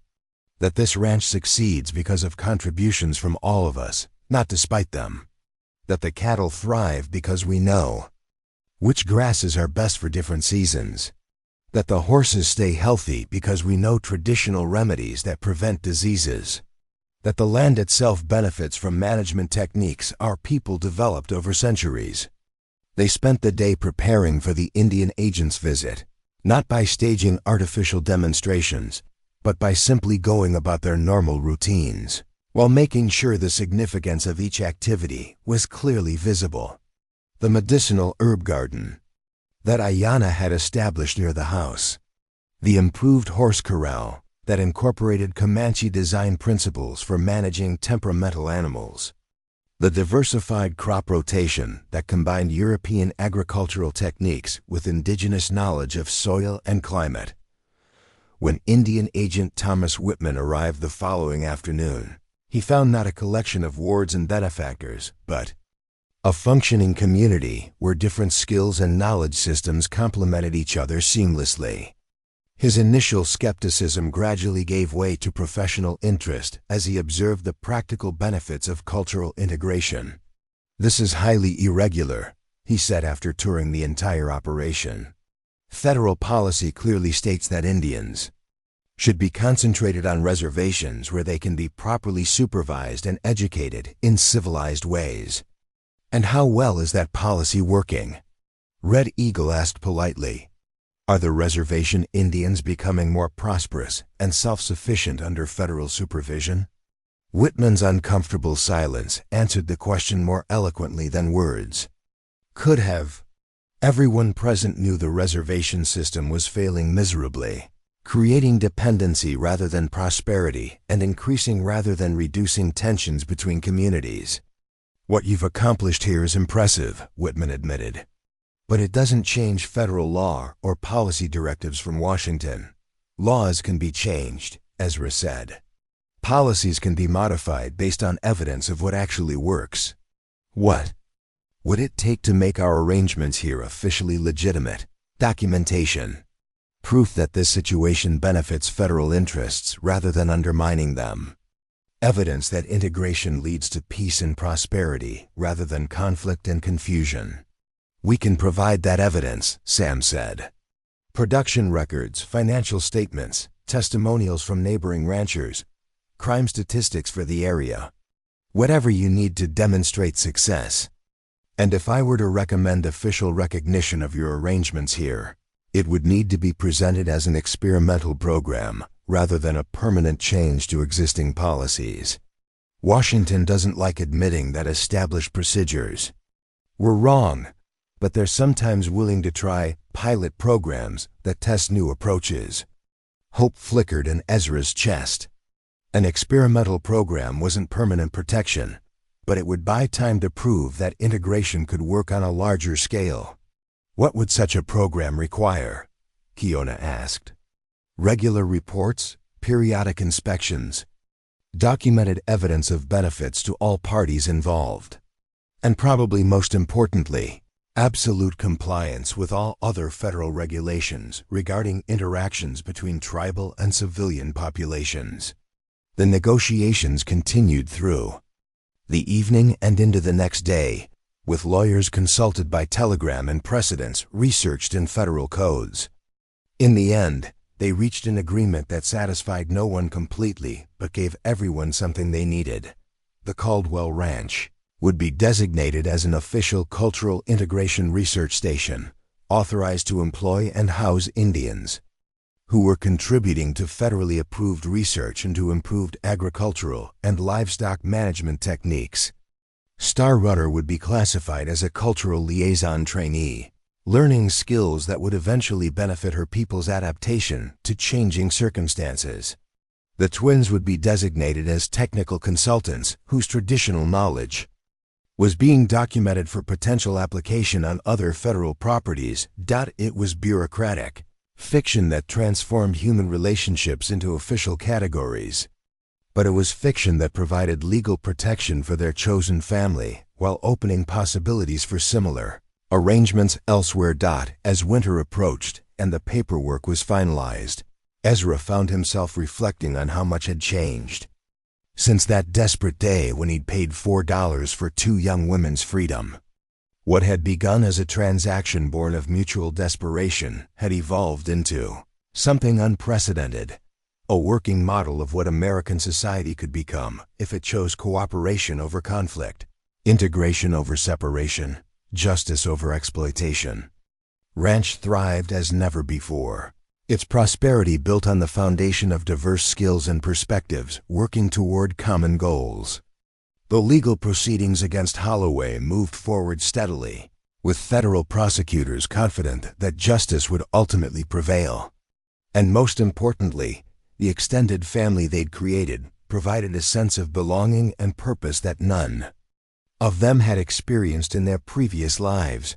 On Christmas morning, as snow fell gently outside and the house filled with the sounds of multiple conversations in multiple languages, Ezra stood once again on the porch where this journey had begun. Sam was teaching Star Runner to play chess while explaining the strategic principles in both English and halting Comanche. The twins were helping Red Eagle's wife prepare a feast that combined traditions from 3 different cultures. Children who'd never met before the summer were playing together as if they'd been siblings since birth. It wasn't perfect. The legal protections were fragile, the political situation remained complicated, and the broader society beyond their ranch continued to struggle with the same racial divisions and cultural conflicts that had nearly destroyed all of them. Within the boundaries of their chosen community, they'd proven that something better was possible. $4 had bought more than freedom. It had purchased the foundation for a new kind of family, a new model of community, and a new understanding of what it meant to be truly home. The investment had paid dividends none of them could have imagined when they'd first met in the shadows of Jeremiah Hoskins's trading post. As the sun set on Christmas Day, painting the snow-covered landscape in shades of pink and gold, Ezra realized that Sam had been right all those months ago. when he'd said dreams were worth pursuing, even when practical considerations suggested otherwise. Sometimes the most impractical dreams turned out to be the most necessary ones, and sometimes the greatest victories came not from defeating enemies, but from transforming them into family. The lonely rancher who'd paid $4 for two Comanche sisters had found much more than his missing brother.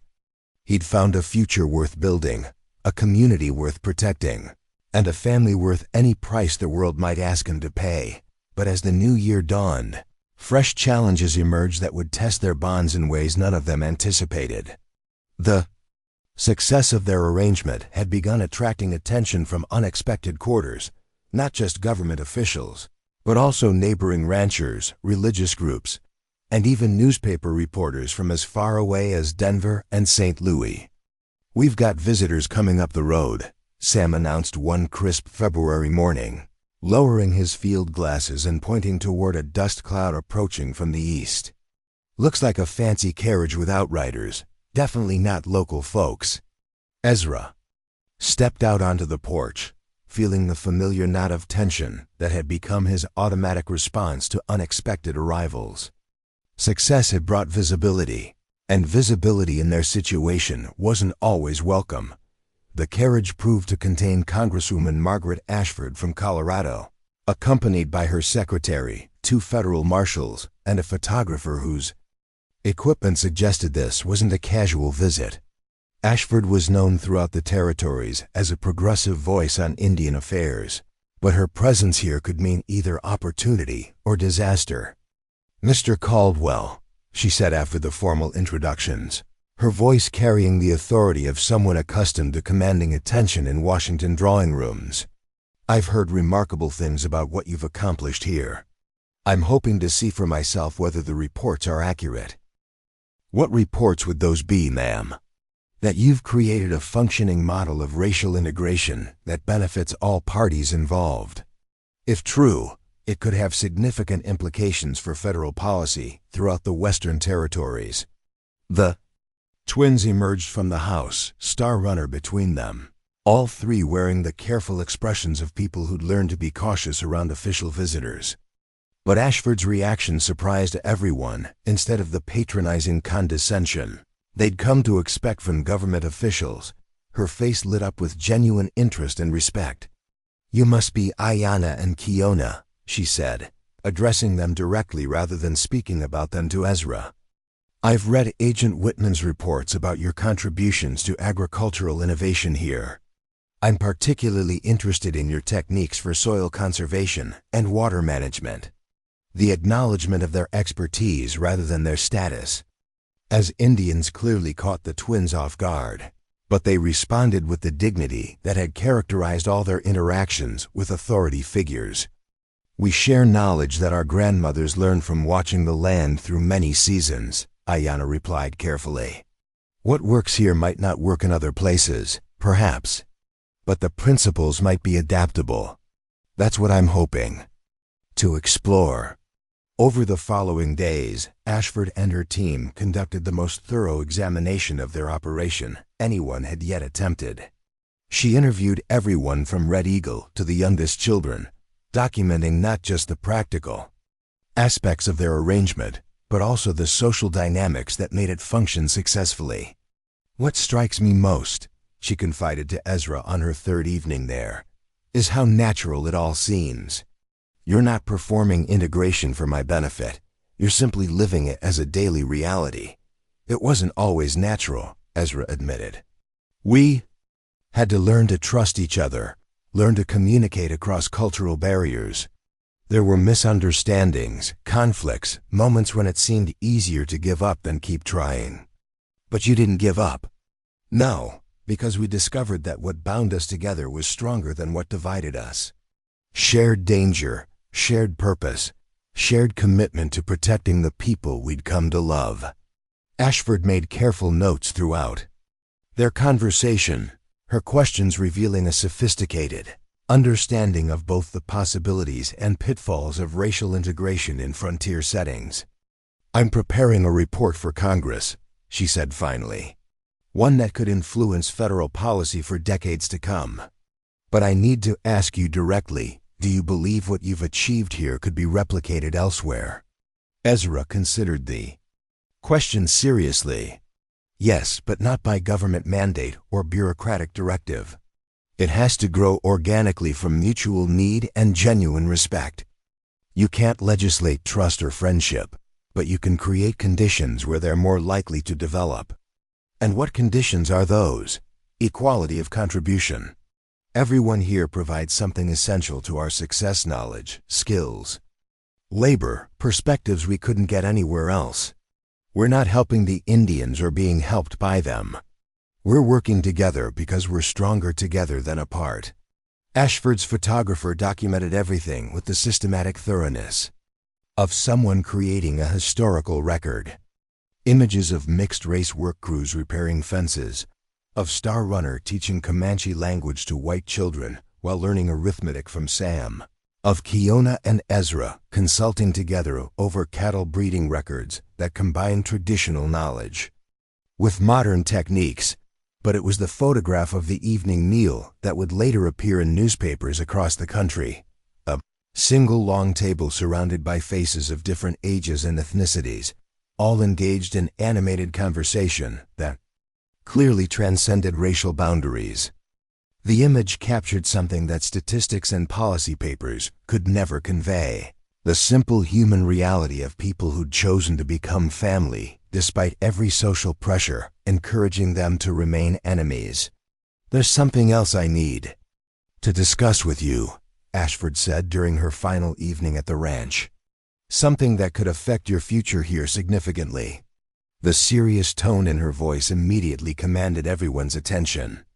They gathered in the main room after dinner, the fire crackling in the hearth while children played quietly in the corners and adults engaged in the kind of relaxed conversation that characterized their best times together. The federal government is considering a new initiative, she continued. A network of official integration centers throughout the Western Territories, places where white and Indian communities could interact peacefully and productively. That sounds promising, Sam said carefully. What would it involve? Federal funding, official protection, standardized procedures based on successful models. She paused meaningfully. Models like what you've created here. The implications were staggering. Official recognition and funding could secure their future permanently, providing resources to expand their success and protect them from hostile political changes. But it could also mean losing the autonomy that had allowed them to develop organically according to their own needs and values. There would be conditions, Ashford continued. Regular inspections, detailed reporting requirements, adherence to federal guidelines for Indian education and cultural preservation. Essentially, you'd become a government installation rather than a private ranch. Red Eagle spoke for the first time since the conversation began. And what happens to our people's sovereignty under such arrangements? Do we become employees of the federal government, subject to policies made by officials who have never walked in our moccasins? That's one of the challenges we're still working out. The goal is to preserve tribal autonomy while encouraging productive interaction with white communities. But I'll be honest, some people in Washington see integration as a path toward eventual assimilation, not genuine cultural preservation. The distinction was crucial. Integration based on mutual respect allowed both cultures to contribute their strengths while maintaining their distinct identities. Assimilation sought to eliminate cultural differences by absorbing minority populations into the dominant society. What do you think we should do? Kiona asked, her question directed at the group rather than any individual. The discussion that followed lasted late into the night, with perspectives shared in 3 languages and translated for those who needed it. Star Runner, despite her youth, contributed insights that often cut to the heart of complex issues with startling clarity. The white government wants to help us, she said at one point, but their help always comes with chains attached. Maybe we should ask them to help us help ourselves instead. Her suggestion sparked new thinking about how they might engage with federal initiatives while maintaining the independence that had been essential to their success. We could propose a different model, Ezra suggested. Not government-funded integration centers, but privately operated demonstration sites that receive federal recognition and protection. We maintain autonomy while providing evidence that integration can work. A network of independent operations sharing information and supporting each other, Ayana added. Like a family of communities rather than government installations. Ashford's eyes lit up with excitement. That could work. It addresses the sovereignty concerns while providing the documentation and proof of concept that Congress needs to justify policy changes. The idea evolved throughout the remaining discussion, taking shape as something unprecedented in federal Indian relations, a partnership model that recognized tribal sovereignty while encouraging voluntary cooperation between communities. Instead of top-down directives from Washington, policies would emerge from bottom-up successes demonstrated by people who'd actually learned to live and work together. I'll present this alternative to Congress, Ashford promised. But you should know that it will face significant opposition from people who believe integration is either impossible or undesirable. We've faced opposition before, Sam said with quiet confidence. The difference now is that we're not facing it alone. After Ashford's departure, life on the ranch gradually returned to its normal rhythms. But the conversations she'd initiated continued to resonate through everything they did. The possibility of expanding their success to other locations was exciting, but it also raised fundamental questions about how much change their model could absorb while maintaining its essential character. Spring brought new developments that tested their adaptability in unexpected ways. A group of German immigrants, having heard about the ranch through newspaper accounts, arrived seeking refuge from religious persecution in their homeland. Unlike previous visitors who'd come to observe and evaluate, these families came hoping to join permanently. We have skills you might find useful, explained Johann Mueller, the group's leader. Speaking careful English learned from a Lutheran minister. Blacksmithing, carpentry, brewing, cheese-making. And we have children who need safety and education. The request forced them to confront questions they'd never fully resolved about the boundaries of their community. How many people could their arrangements accommodate before losing the intimacy that had made trust possible? How could they maintain cultural balance while adding new elements to their mix? More families mean more complexity, Red Eagle observed during the council meeting called to discuss the request. But they also mean more strength when troubles come. The question is whether these people seek to join our community or to change it into something else. The evaluation process took weeks, with the German families demonstrating their skills while learning about the cultural dynamics that made the ranch function. The children proved especially important young people who played together without the racial prejudices their parents might have carried, creating bonds that transcended adult anxieties about cultural differences. I think they should stay, Star Runner announced after observing the German children for several days. They laugh at the same things we laugh at, and they share their food without being asked. That means they have good hearts.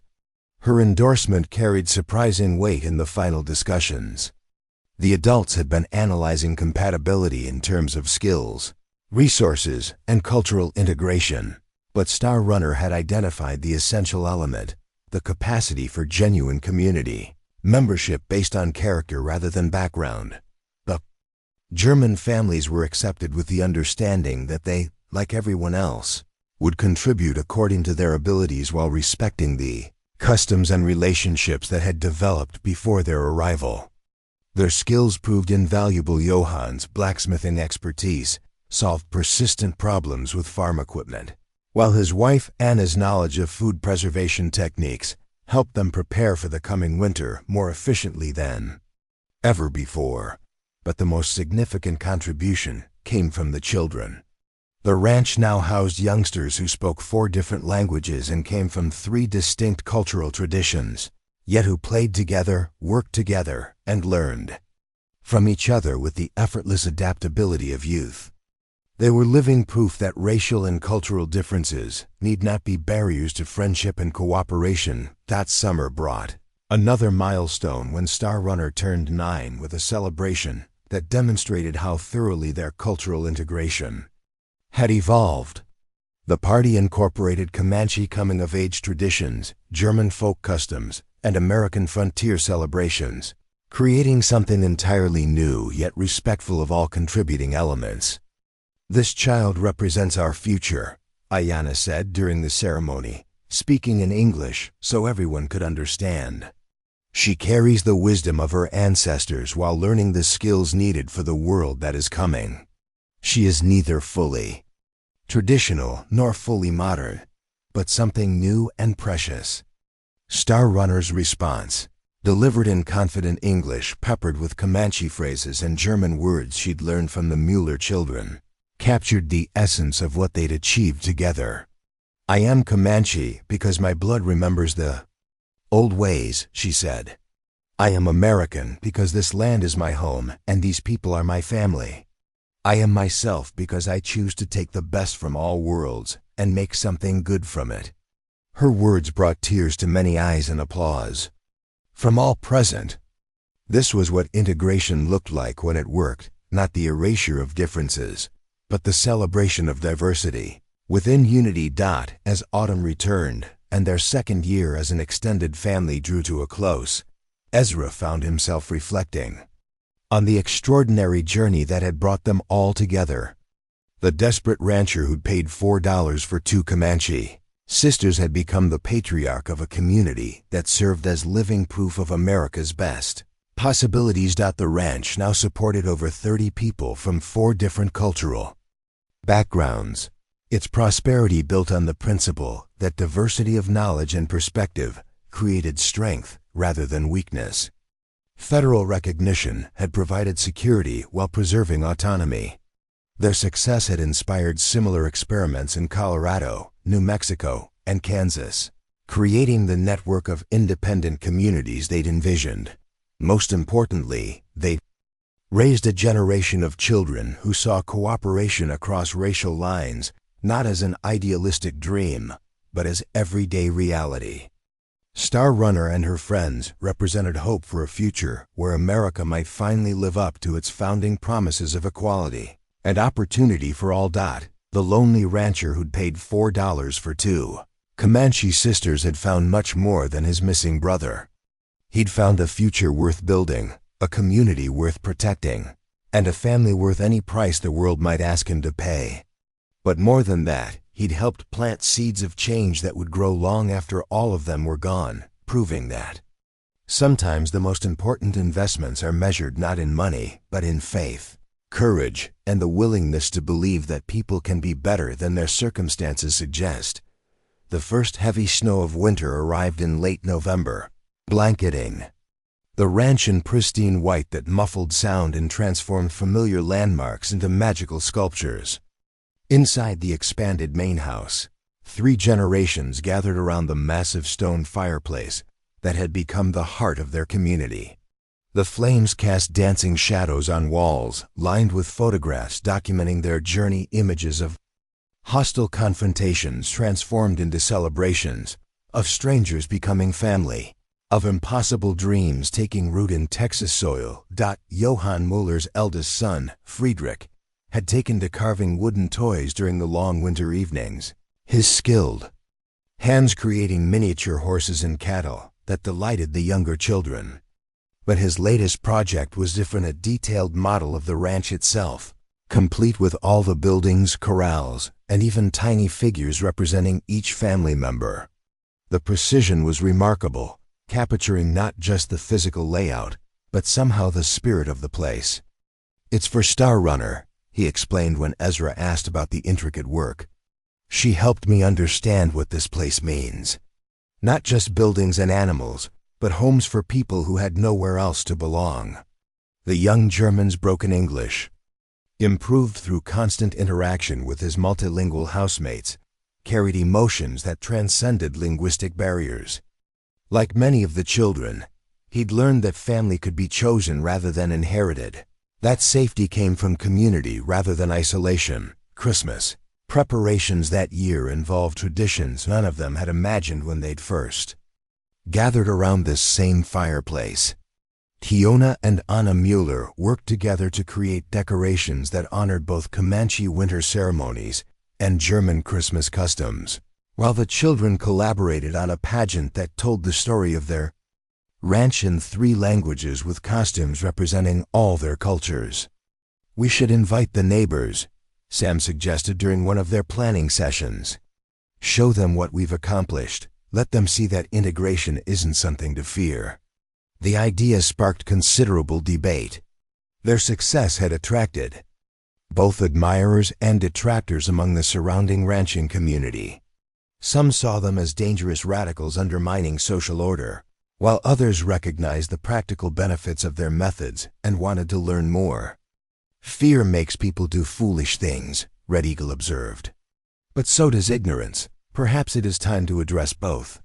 The invitation list eventually included families from a dozen neighboring ranches, the town pastor, the territorial judge, and even some of their former critics who'd been vocal in their opposition to Indian coddling and racial mixing. Not all accepted, but enough responded positively to ensure a gathering that would either bridge community divisions or expose them irreparably. The day before their Christmas celebration, Ezra found himself walking the perimeter of the ranch, as he'd done countless times before, but now seeing it through different eyes. The property lines enclosed more than land and livestock. They contained a living experiment in human potential, proof that the American dream could expand to include everyone willing to contribute to its realization. Near the creek where the Fayette twins had first taught Star Runner about medicinal plants, he encountered Ayanna collecting winter herbs by moonlight. She worked with the quiet efficiency of someone following traditions older than written history, her movements graceful despite the cold that sent their breath steaming in the frigid air. "Tomorrow will be challenging," she said without looking up from her gathering. "Some of those coming do not wish us well. Are you worried? Concerned, perhaps. But not worried. We have truth on our side, and results that speak louder than prejudice." She straightened, adding the herbs to her collection basket. "Besides, Star Runner has been practicing her speech for weeks. She will charm them all." Indeed, Star Runner had appointed herself as the primary spokesperson for their community, insisting that visitors needed to hear from someone who represented their future rather than their past. Her confidence was remarkable for a 10-year-old, but then everything about her development had defied conventional expectations. The Christmas gathering began awkwardly, with guests clustering according to their preconceptions and comfort levels. The German families gravitated toward other European immigrants, while established ranchers maintained careful distance from the Comanche visitors who'd come to support Red Eagle. Ezra and Sam found themselves moving constantly between groups, trying to facilitate conversations that might break down barriers, but it was the children who ultimately dissolved the artificial boundaries. Star Runner, Friedrich Mueller, and Sam's latest protege, a young Mexican boy named Carlos, whose family had sought refuge after bandits destroyed their village, collaborated on serving refreshments, while chattering easily in their mixture of languages. Their natural camaraderie made the adults' stiffness seem ridiculous by comparison. "Ladies and gentlemen," Star Runner announced when the time came for the formal program, standing confidently before an audience that included some of the most powerful people in the territory. "My name is Star Runner, and this is my family." Her gesture encompassed the entire gathering, making no distinction between blood relatives and chosen ones, between races or cultures or previous allegiances. The simple declaration carried profound implications that resonated differently with each listener. 3 years ago, I watched bad men kill my parents and burn our village. I thought my life was over, that I would die alone and afraid in a world that had no place for someone like me. Her voice remained steady despite the painful memories. "But good people found me and showed me that families can be bigger than blood, that homes can be built by hearts willing to share their space. She moved through the crowd as she spoke, making eye contact with individuals rather than addressing them as a mass.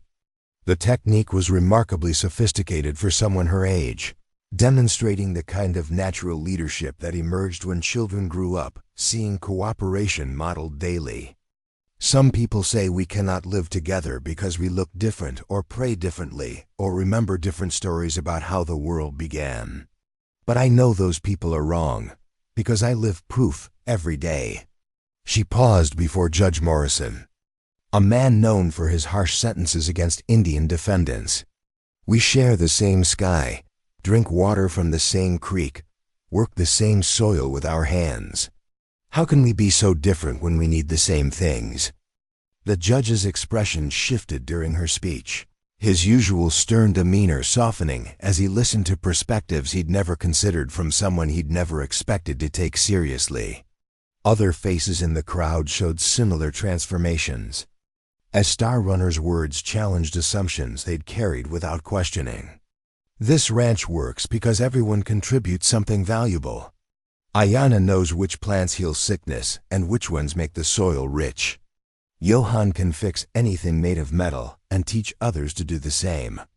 My grandfather Red Eagle remembers where water flows in drought years and how to read weather signs that keep us safe. Mr. Ezra has the legal knowledge that protects us all. And Mr. Sam has the patience to teach children that learning is an adventure rather than a chore. She continued around the room, identifying specific contributions from each family and individual, demonstrating that their success was built on interdependence rather than charity or dominance. The catalog was impressive not just for its thoroughness, but for its genuine appreciation of diverse skills and perspectives. People ask if we are Indian or white or German or Mexican, she concluded, returning to the center of the room. We are all of those things and none of them. We are Americans, building the country our grandchildren will inherit. We are proof that the dream this nation was founded on can include everyone brave enough to reach for it. The applause that followed was polite rather than enthusiastic, but several guests approached her afterward with questions that suggested genuine interest in understanding their model. Judge Morrison engaged in a lengthy conversation about education methods, expressing surprise at the sophistication of the curriculum they'd developed. Pastor Williams asked detailed questions about how they resolved conflicts between different religious traditions without compromising anyone's core beliefs. Most significantly, rancher Thomas Patterson, one of their most vocal critics, spent an hour discussing practical matters like soil conservation and livestock management. His questions revealed grudging respect for their results, even if he remained skeptical about their methods. I still don't approve of all this mixing, he said bluntly to Ezra as the evening wound down. But I can't argue with your cattle prices or your crop yields. Maybe there's something to learn here, even if I don't like admitting it. The acknowledgement represented a crack in the wall of opposition they'd faced since their community's inception. Not conversion, but recognition that their success was real and measurable rather than idealistic fantasy. After the last guest departed, the extended family gathered to assess the evening's impact. The consensus was cautiously optimistic. They'd planted seeds of understanding that might eventually bear fruit in changed attitudes and policies. Change comes slowly, Red Eagle observed. Like seasons, it cannot be rushed but cannot be stopped when its time arrives.